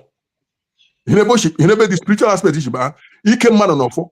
And of at most what last 7 years. So within these 7 years, they got no go swagu. Before I did leggy because swagu were a psychologist. Mami refit to integrate with the society. Maki unho back before. Ishi shibia. So anapo me ana sugishi na shi iga ku imegide obodo. Iga ku imegide obodo. So when Richard Sundaga name pambe. And I was at that seventh year. Ogiriji, a way procession to move from the Araba and the completely their ritual into the community. Community now one dobodo. War head at what diala. Who are subject to know. You are this thing was going on. A may interrupt at 1600. A may the system interrupt at 1600. Maybe the system interrupt at 1600. Oh, some part of old Imo State came and interrupt. That is why that area can omega exist. Watch here, ebe or in number. Gahush that ebe a number ukweba hakeshi pronda prola. Jema River State as slaves. Somebody was doing business. Le Igbo culture may interrupt because enwere onye himaga obodo na Abia State. And Oji, nda herega as sponsor ga obodo himaga. It was that 1600 ka battery Arochukwu ka battery Onitsha as kingdoms. They were not before. Jejon do oposi Onitsha Paradia 1600. Amami we hemba gana. So so nile anya ma chana po shirime. O ma ko na ko baga hosindi beji dem na kenti beji na kenti. Because iwe wela no ege aname anisha komnam enwe mike just go no bede because iwe wela no bede. First of all, iwe wela no because I know a vast knowledge about the history of Igbo. Ekwere mekwe ejila memena agi hema machishi ya nod. No, not so many Gamarashanwo, Wafo were in Chise. And Hedim Ninga Panagano.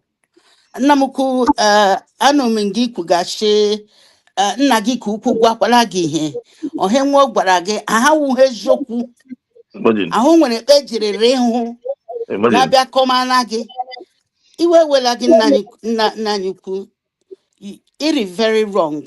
To my calculation. Absolutely. Because they do need Marana Basrala Libu Oshrakan Nam Kukunan Nenku Amruma la Beke. I'm over 70 years of age.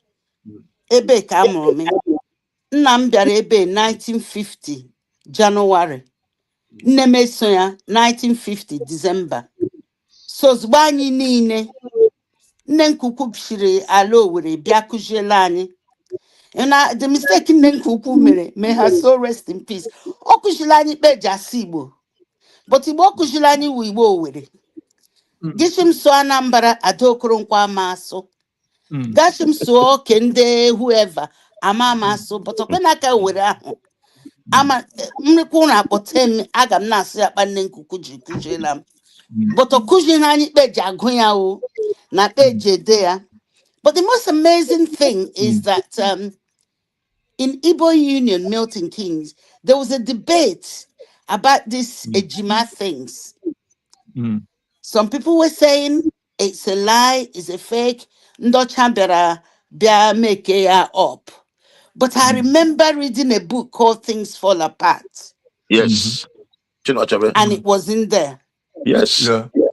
And every one of you can attest to the fact that Chinwe Achebe, that, yes. that he's a great Igbo writer.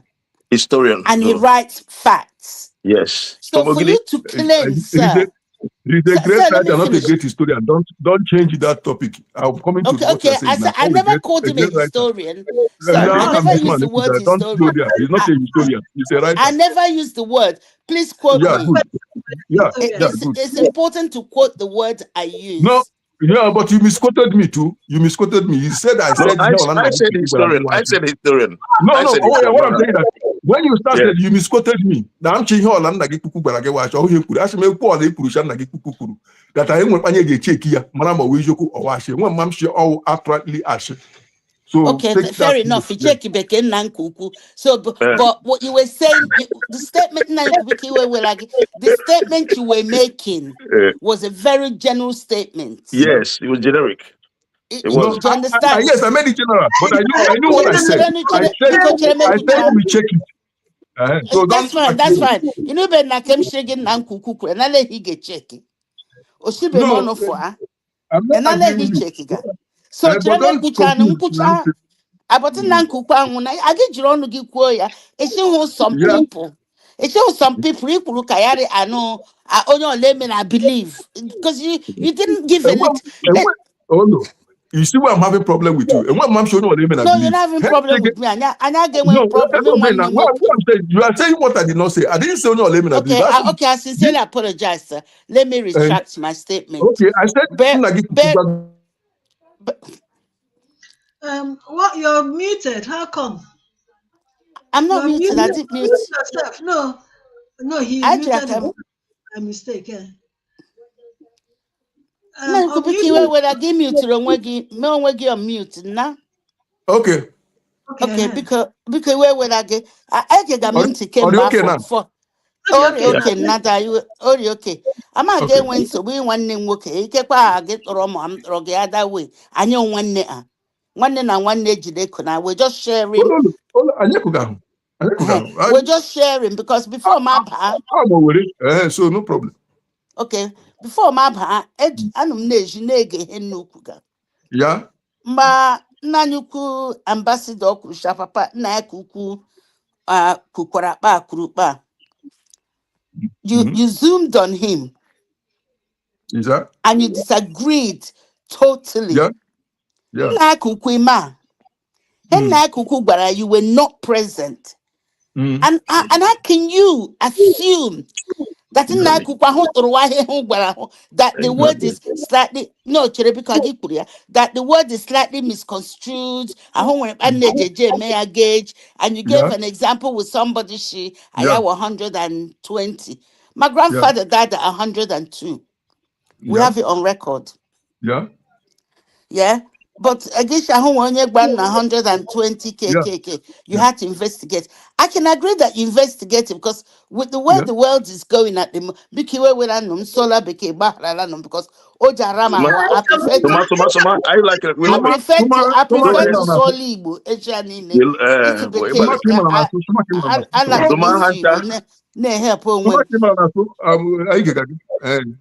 So there'll be tendency, even in England, Manushango 120. Yeah. There'll be a tendency to investigate. For 3 years,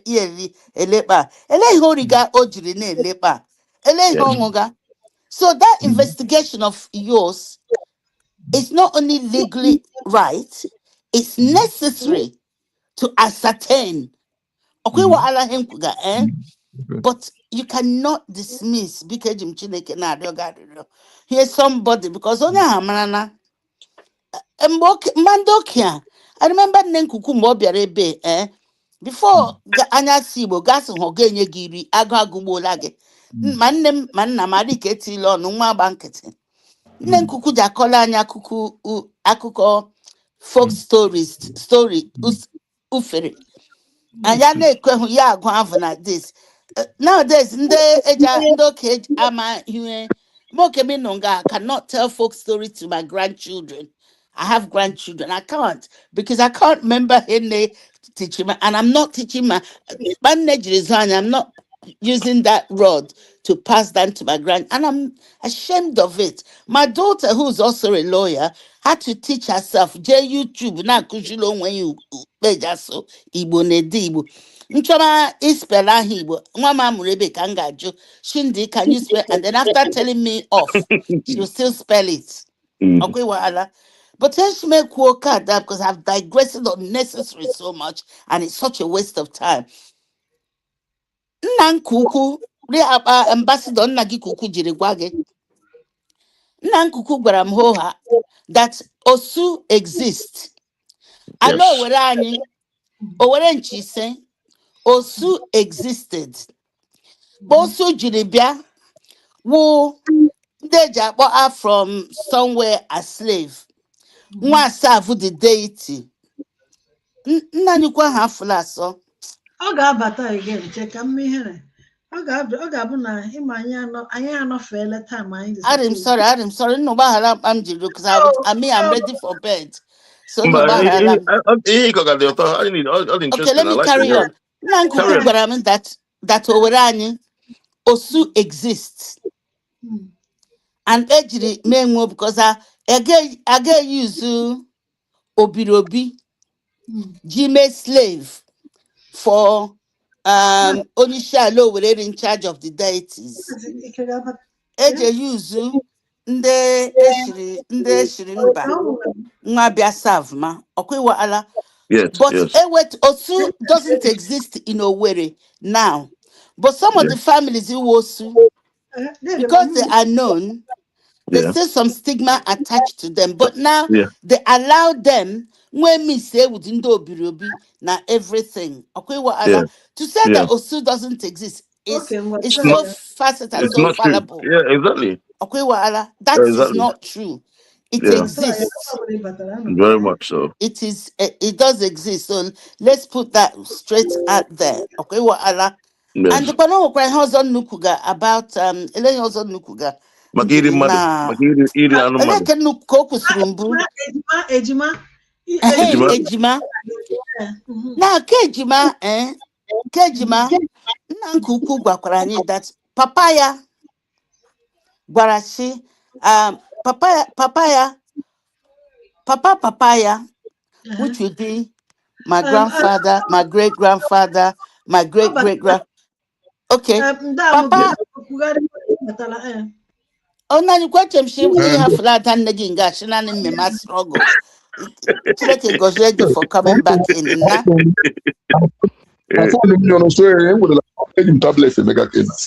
Oh, okay, one name Ibalana. Oh, in neighbor Nigeria. Oh, in Nigeria. I know Igbo land. I know Igbo land. That's some she kucha. Okay, again because Achom she him kuga so that gawa the angry shabaga. Ashobam any my own experience, any my own valid experience. Okay, what ala enyega hum gi heme no nyozo, enyega gi heme mo wekim. Now, about the twin issue. My grandfather narrated the story to us about his own father, that his father's grandfather narrated to him. His grandfather was a twin. His great-grandfather was a twin. His great-grandfather was a twin. Only God knows how far this goes back, because I don't. You guys are the scholar. Draw anything in Basra law, you've got me. But draw anything in Basra history, Ajamagwagi came marana. So our grandfather that Angoria bought, they were twin. Came Otu one. But they are able to the girl because any dream came more, because they were like inter-neighboring wars and things like that. So it was important one near one, a one near one. Because sometimes give more one. Na kuku bara shimo lo one. More one. Sometimes ejezu ha nwe ebe naked. Okwan ebu. Okwano emekuku. Ejezu ha nwe zu ha. But ejile ebula ndeke nwoke, cause oguda, like neighborhood to neighborhood oguda. Ige need nde nwoke ige jalo oga. Ige need ndeke nwani. Now, I believe the story. Nankuku Barani. Not only did I believe it, I read some books that also, I'm not saying the books are historians, so I read some books that touched on this. Now, this was a great defeat. I wish I'd known about this program. I'd have invited everybody in Igbo Union in Milton Keynes, and they would have killed him. Bianu this. In fact, I'm going to send. Can I get a copy of this to send to somebody? I will send it to you, ma. I'll send it to you, ma. Yes. Because it's so important.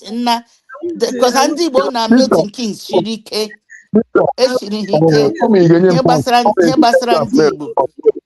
So okay, Namukubiko Kuma is a more because you will like Kuma let me shut up. You will like you take him out of context. Mark already one impression. When I said what old people said, that now, as far as we are concerned, we don't take it on face value. IGBU investigate. Now I know what I'm saying. It does not matter the age of the person, it does not matter the story behind the Hokoga. Now, for him to get on Nagaka, say that I'm EJIMA, a keep on the working, but the James one day one. Is one again naked, is one again, which are Igbo. And then so, but they will allow you to keep that twin. So we have to really be careful what we are saying and whoever is telling our story. Now, somebody mentioned China Achebe. With all due respect to his writing, like I said, he's a very great writer. But when it comes to most of those write-ups created unnecessary problem for ordinary Igbo. Because at the end of the whole thing, Okonkwo, who represent an Igbo masquerade and the strength of Igbo, was defeated by an ordinary book, one became era. So what message do you think is passing? Either to promote Igbo culture or either to ridicule Igbo culture? Past the Mary Dibia. Or quite the same thing. Okonkwo was confused. Okonkwo was frustrated about it. So, and you just has started to get more ordinary. Then on Uncle like I told you, he's a great writer. But that and you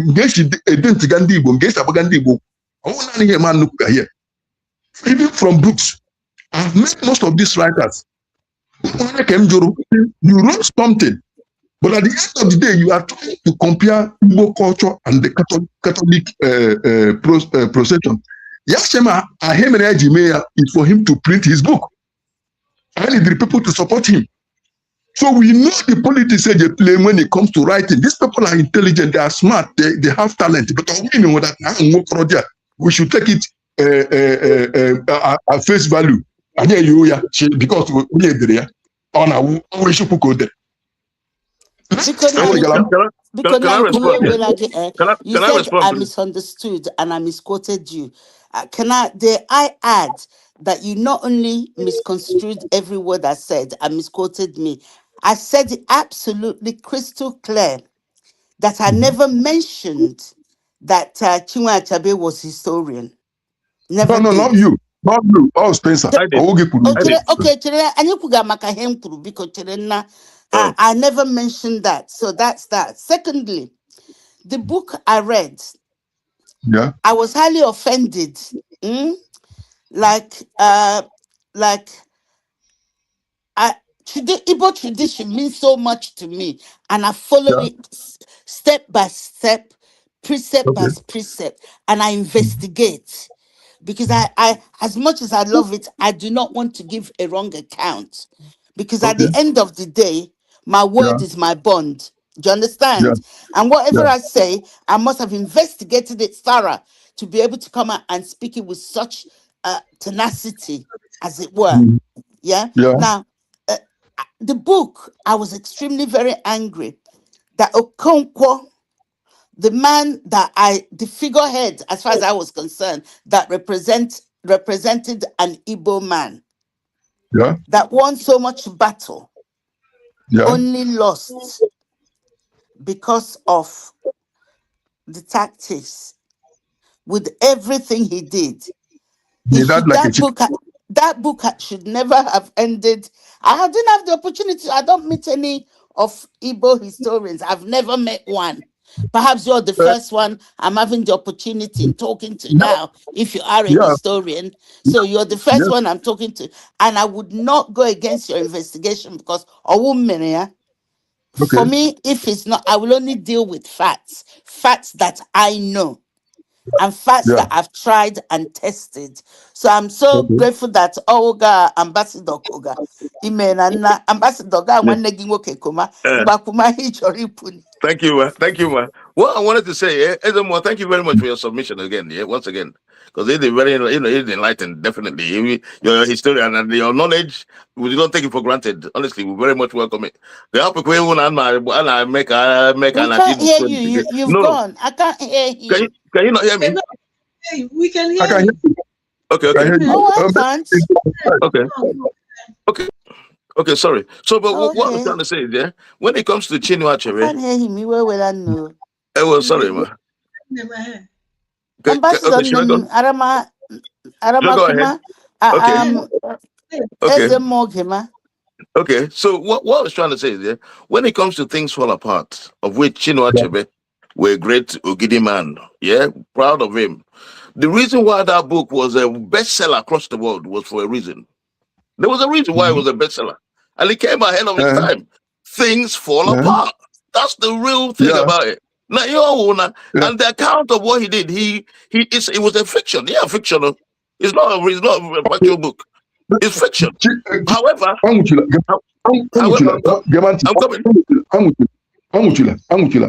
It's a fiction. And this is where I come in. Now, fiction, what stops him? What stops him to end that fiction? No, that's what I'm coming now. I'm coming. The reason why he did that, that was with the name of the book. Things fell apart. And if he tried to end it in any other way, which wouldn't reflect what really happened and what he was trying to portray in terms of the name of the book, then it wouldn't be called Things Fall Apart. The whole idea, I'm coming. The whole idea was that, look, that the Igbo culture, as it were, the whole premise of the whole book is that it showed us the picture of what happened prior to the way the Igbo culture was prior to the coming of the white man, and what happened after the white man came. And even in that culture, yeah, the videos are on YouTube. I've watched that video up to 10, 20 times. I can't hear at all, so sorry, I wish you could hear me. But anyway, what I'm trying to say is before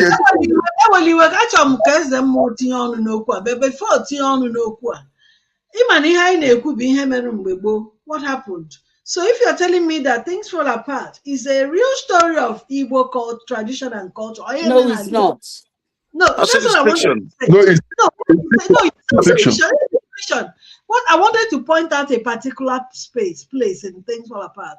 Ebo Okonkwo gburu Ikeme Efula. chetakwa na ala Igbo na anaghị shed the blood.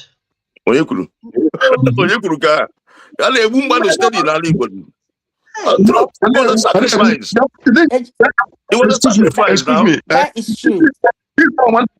Here's where I want to come in. Because anybody who will sing out, will write to not praise that person can go use that damage Igbo tradition. Not change the praise Lamban for nothing. Not praise use now, like I said, I have respect and regard for Chinachebe. Not trying to talk down on his person. I like him. But like I said, most of sorry, I didn't hear. Okay, you can hear us. You can yeah, I can hear you too clearly, but I can't hear Ambassador. But okay, maybe I can come back. Go out.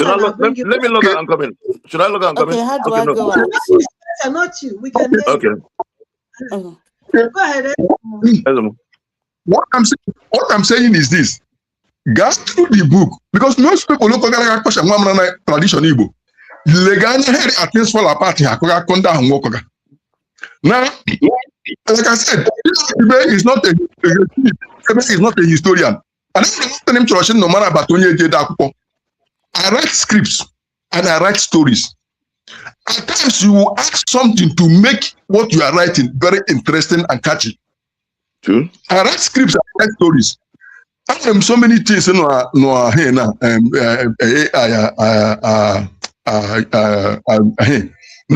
you have to make it catchy. So it means it or it twisty the story small. I'm not here which can I ask you a question? Because quick question. Can I ask you a question? Okay. And they made human sacrifice in Igbo before or not? No, I never made human sacrifice. Now let me explain to you. Let me explain something to you. Let me explain something to you. Yes, I come to now. Listen to me. Wait now. Corruption banana Igbo. Okay. And Omenala Igbo, the foundation of Omenala Igbo before about corrupt man. Now, here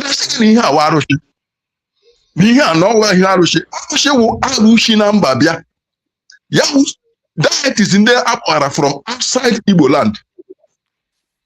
That is issue outside Igbo land. It is somewhere from now, for example, now, for EJIMA, there are some communities now. Heju na Igbo. Better communities got like maybe 10 or 11 deities. Go and check. Community maybe community will just deity abon Allah. Now maybe one deity yellow community will many. But they can onye nwanyi jikwara himake nwoke jiri himake ndị ahụ ya heja o arusi na mba na enwere ike ji mmanụ hime Omenala Igbo. For example, na ikpurokwu ndị mego kite ndị mere arrest ndị achango mereke na ahụ ndị dibịa na give investigate ndị dibịa ahụ ilega anya na that maybe one or two of them gara outside ga sọrọ ọgwụ ya na echikicha ahụ Omenala Igbo ya guzo na ọdịnala Igbo a na-eme like that ga-eshi agụgọ because ị hụrụ dibịa mega like that. Understand what I'm trying to say? When what we are saying is that all free Nambu, don't worry.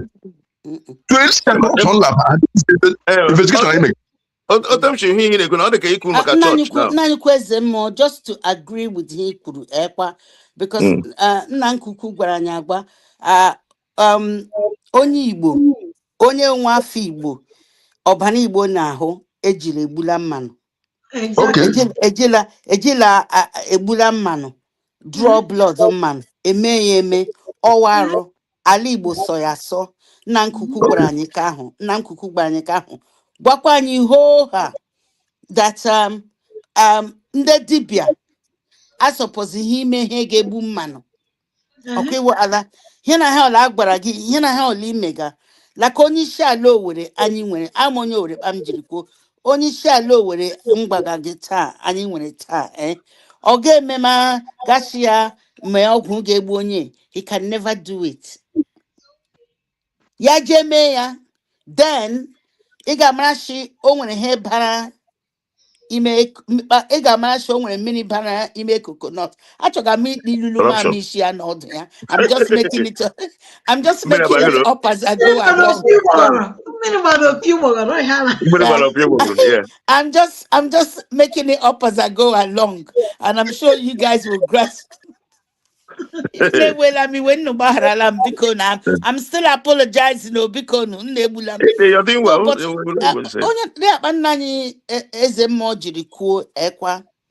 A proper dibia. Agamehe gebu mano. He can never do it. I wish proper one. There bananye zemojiriku. Only mam genuyo. Nde ejaba Christmas apite whatever na omo no aga this that meleba ngo machima shichineke na mdo lende chonsha ngo mega lojo sort of thing. Yeah, somebody shimo onyo la baba give me yo ndeke jere kalabaje parakeo kalabo walibu okay, onye kejene somewhere in Lagos or Yoruba land, somewhere, Jeprake. Nanye kweze mo, hikuru is a fact. I bear witness to it. I'm trying to purchase here more as a mockery. Yeah? To me, I see Ambassador Spencer. I know me. Sorry. I'm get alarm here, so okay. Yeah. So I see as the way of church. That's why I understand what you're saying. What's that church is now? And when the original church, when the corruption battle at church, and corruption battle at church means I am as in the how do I remove you? What I'm saying is, the way about just what you're saying, what I'm trying to encapsulate everything you're saying, which I grab, is that when you come on the Christian side, and when that corruption too that came into the church, whereby the original church, the way we knew it, I've never entered one of these, but this is an interesting topic because all union today. Can you hear me now? Can you hear him now? Can you hear me now? Can you hear me now? No, I can't hear him. I definitely can't. Exit completely. Exit from exit. So, but what I'm trying to say anyway, back just to run up. Well, the same thing in now. Corruption na most things are named. Basically, so now here today we're a corrupted version of Omenala. No, what Omenala should do. Exactly. But not corrupted. For your Omenala. In the church today, church. Most people remain Christians because most people are saying the reason why they're Christians because corruption and all these fake miracles, all these things. No, with the real faith. Now, with the real faith, yeah, with the real one. But corrupt. That same argument can go on that side too. Yeah, but many people are church. I want to hear each ordinal na church. Nambido, ordinal no mukeya, relomuya pure. But to help people question at times, how hear me na church, you question at times the foundation of the church itself. Now, you cannot, for example, no me engage in manipulation. We need a girl, so I get your girl here. Marriage haga last because the girl may actually all through manipulation, kiji where gaga name with problem steady. I'm what I'm trying to say. And the man question the unity of the foundation aging Christianity, Bible akofe, Eba akofe, Makofe. So praise our own in Africa, so praise them and the South America. Or the same people who were the same missionaries, because in the missionary have background within them and them.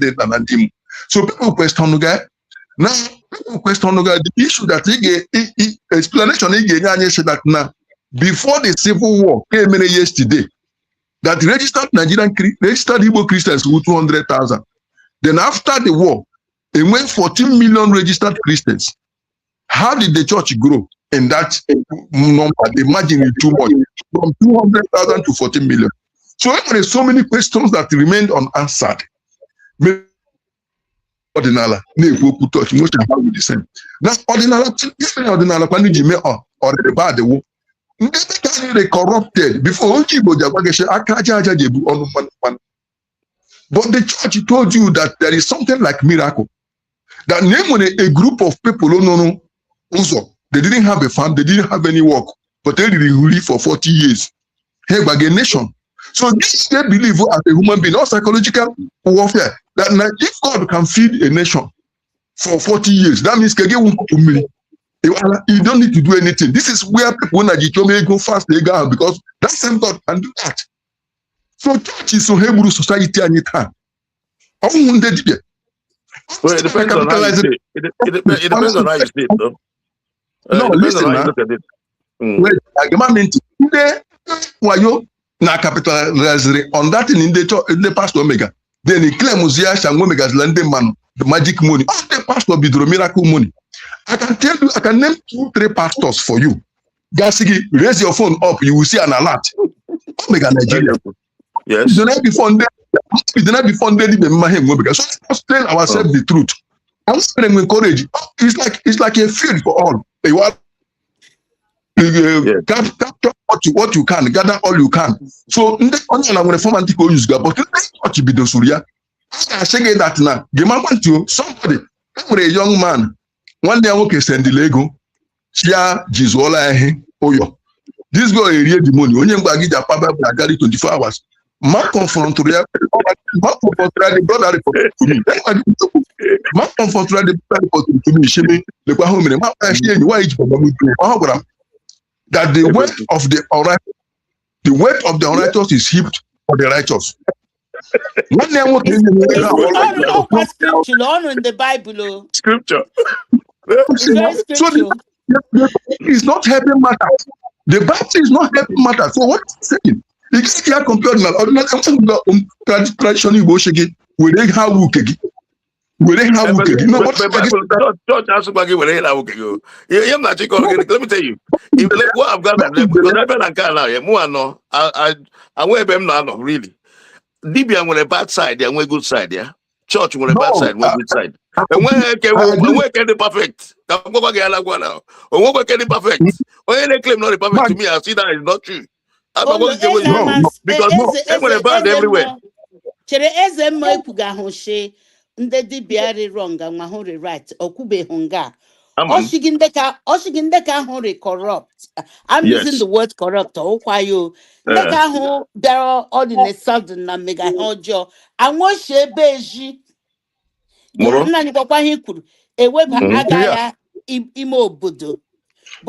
Igbo from day one was never designed for that. Yes. Do you understand? So he but we have to agree with this. No, the question I'm telling you.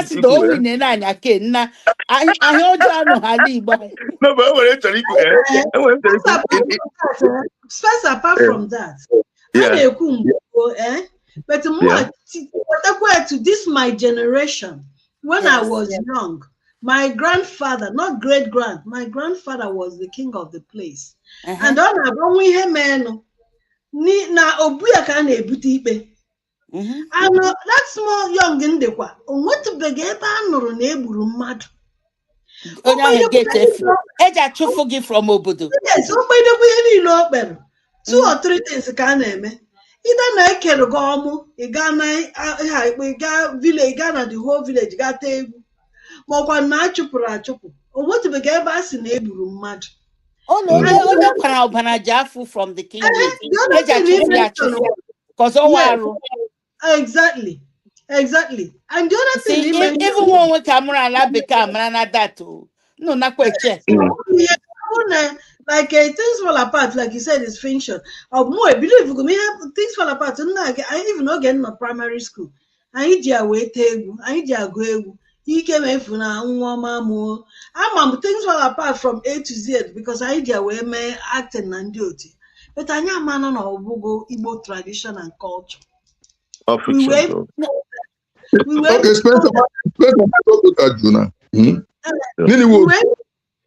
ewetara nke a weta nke a weta nke ka ọ tọ ụtọ emekọta ya ọnụ otu ihe gbasatara that thing for sorry.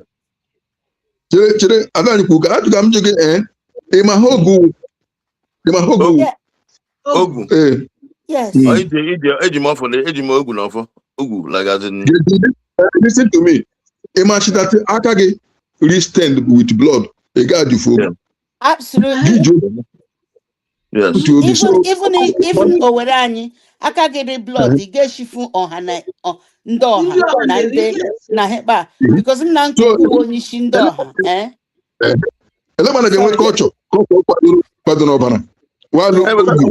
Like you said, corruption now, like you said, yeah. Here, like even in the Bible, there's 10 commandments. Thou shalt not kill, thou shalt not do. We don't do all these things. We know. But now I'm going to the reality. When it comes to the reality, and when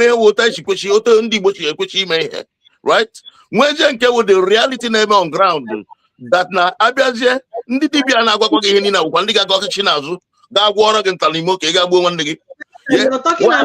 why was it so? I'm coming. Why was it so easy for why was it so easy for the Omenala Igbo Efula? Yes. Not what he had a move. He had a member, that is the concept of let's bring back the old way. No, but even in Mbebo herself, yeah. Why was it so? Why was it so easy for the missionaries to convert most of our people? Let me not tell you the reason why. The reason why was there were so many. Don't forget, with lack of enlightenment comes a lot of things. Let's not deny it. People don't need. I'm coming. Can I finish now? People don't need. You can't tell me that the Igbo man of 17 something is more intelligent than of the Igbo man of today. It's not true. Yes. Let me tell you the truth. Yes, the exposure. I'm coming. The exposure and enlightenment makes you more of a wiser person. What is the exposure? In a cheap one word that's not. No, the Igbo man. Let me tell you. Let's face these facts. The Igbo man can never. I'm coming. The Igbo man that believes in certain things that didn't believe in science and all these things can never be smarter than the Igbo man of today. It's not possible. Only it is now. Now you are talking. Let me say something. First of all, this is very wrong. Igbo when science, Igbo mega science before Ndocha. Absolutely. Now let me shock you. Let me shock you. I won't bring the division and England. I won't bring the downfall in Igbo land. The Ocha Bible. I'm a Christian. Yeah, I'm an education system before one became. We have a way of writing. 12 ways of writing. So I call that science. I need to use Ndocha science. Now let me shock you. Around 2000, can one became Big Bang theory. But that's when I get that in Igbo came NKOWA, Igbo or OWA. How did they know? Maybe I'm out here about science. Something that can I show you and tell me that? Yeah, many other cultures have the same thing you're talking about. It's not the exclusive result of Igbo. Let him finish. Wait. Okay. Let me finish. Yeah. Now, that in Igbo Kubla can worry smarter than in the bomb. I'm not telling him to get jogging. Can't mention more magi, but Igbo. With all the professors Simon, with all the doctors Simon, one more to Igbo,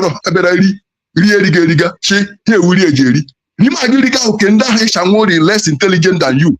We are highly better than you.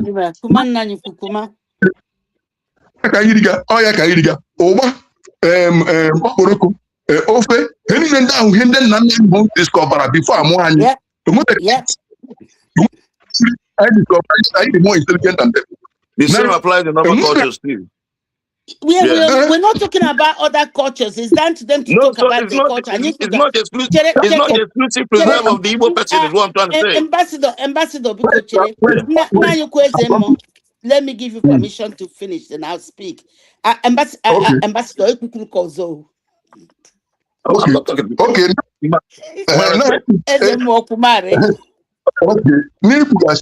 How the more intelligent than those people. Like I said, I'm really go. Now, before the coming of the white man,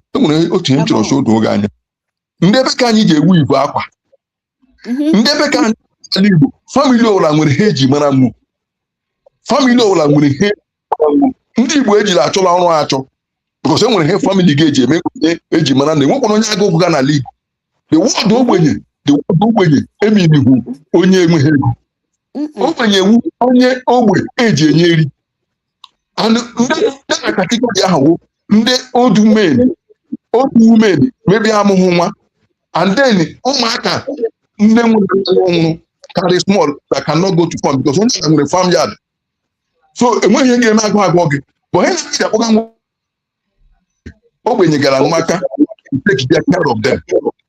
Now, and when you are knowing agụ ga, come up the cage that these people are more rich. When you are or haggy day, they now started telling them that Kemoji before Harem.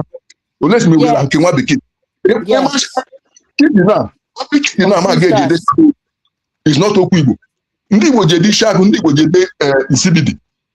Iwala ndị Igbo jede Ishagu and Akagu, sorry, Akagu na Nsibidi. Now, that they cannot understand what we're writing. They have to bring us to their level so that we can give it to steal from us. Iji control ogi. I won't that now. Before education system, but education system I don't know in groups because some people believe that education is not supposed to be for public. It's for a particular circle. Now, for example, now a group of people want to get that in Dokaja I may also. So knowledge in Dokaji is not supposed to go outside of Oka. You are within in Doka. And the but I know mass knowledge, mass education. No, you won't move that one. I believe that the education should be different. Because as you offer mana I hear go here. You are the point. So I know you are not condemned because one average Igbo man then. And when gone. Okay, enlightenment, yeah. When it comes to world views, when it comes to reasoning, rational thinking, and opinions, right? The Igbo man of today is more wiser. You can't tell me that. It's like the same thing as in the Bible. Come on down on the Bible now. Igbo man, the mind Moses and other people now ages. Now how marry here now? It's not true. The civilization of the former. The civilization can get on as woman. My battery is low. Okay, I ain't chocolate. My battery is low. TikTok man down, so I have to go off TikTok and we can continue. That's fine, let's go. I'm going to TikTok beacon. Unli join every Friday. Every Friday, Beacon next week Friday. Join a kwana. When they can get see where, but I could say live na TikTok because I try him, but more so darling, undili join TikTok. Udo diri kachuku gojun lile.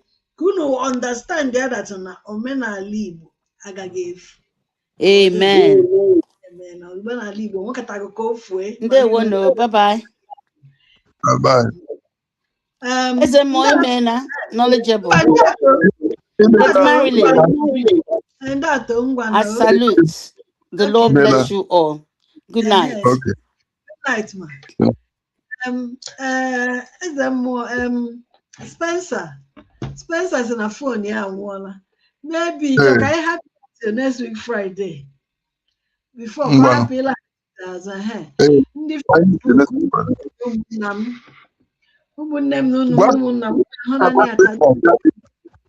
Spencer may research very well. I'm a story here. As a more before an app because you're quite a man or teen, she quite dying the model tag usually. Makai has first time to run, I get Kuriria next week. Nandi Uwa can wear this sensible than Ndi Webo. I know to be good. So next week anyị ga-ekwu maka ka ahụ, bet dụọ anyị ndụmọdụ n'ihe nke anyị kwuru taa gbasatara ụmụ ejima na ndị Igbo igbu onwe anụ mmadụ. Ndị Igbo ndị ewonu aka ewe eziokwu akụkọ akọrọ akọ nwekwa na ha mere eme. Akụkọ ejima ahụ wa akụkọ akọrọ akọ, ma anụ mma na-ekwu ya wa akụkọ akọrọ akọ. Enweghị obodo ejiri eme na ahụ ọjọọ, pụta ịkpọ acha ndị Igbo ji egbu mmadụ, Igbo ji egbu ejima ka awachi ewala. Anyị etonyocha na nyochie ya ma enweghị ebe o mere, enweghịkwana ebe anyị hụrụ. Anyị ga-ekwuchi onye ọla kwugachi emere na Igbo ya kpọọla anyị ahụ obodo emere, anyị ji ebe ahụ jee nye ọha, maka anyị agagharịala onwe ka anyị ahụbeghị o mere. Onye ma nga o mere bụ agwa ji chilekwa ahụ mere. Ọ nweghị ihe edere akwụkwọ, kwa bekee dere ihe ndere ahụ akwụkwọ iji megide anyị. Anyị amarala ka ahụ ya wụrụ ya. Mmadụ agwaghịchi gị n'imere ndị bekee nna jiri bụ ụka jee nye unu ihe mgbara alụmahịa ahịa Biafra. Ndị Igbo ejeghị ahụ ụka mafọ 70s and early 80s. Unu ga-ahụ enwere mgbe e mere wedding. Ya mass wedding n'ihi mere those people mere mass wedding n'ihi mere emeghị wedding anụghị ụka. Iwara mass wedding ahụ jiri gị shọọ after the war ka ndị Igbo bara ụka. Ana emere nwa ji bụ ụka wa agụụ relief package maka ndị Red Cross na ndị Caritas nyega nwuri maka ihe ya ga ndị Igbo ma awa agụụ. So onye ọla chọrọ iriju afọ, ndị kekwana ihe eriga awụ ụka. Ekwu ya ejeje anya ọma efe Chukwu. So enweghị onye ji anya ya baa ụka agụ tụbara ndị mmadụ ime ụka. So ụmụnne biko nụ, omenala Igbo wuo ebe ndụ anyị nọ. Iwala ọnya anyị ga-eme tas anyị bahụ mema ihe ndị ahụ ọnwụ ọjọọ, ịkpọ ọgwụ ma ịpa nchi na aja olu ịkpụ ụzọ eziokwu iji doo ọrịa anyị kwesịrị n'ime mba ndị Igbo ala Igbo arị mma. Ndewo dede Maazị Eze Mmụọ ihe anyị Chukwu Anyanwụ ịkọwarala anyị ya taa. Anyị ehitikwala biko ndị Igbo join ya na anyị gbakọta na ka anyị mekwa ya ọzọ next week. Unu manụ na ụbọchị ọzọ ụka ọzọ na-abịanụ ọ ga-adị kpọkpọkpọ otu o sikwa dị. Aha m bụrụchikwa Nwada Malin Ngozi Chukwu ka onye ọcha ka ọ dịnụ.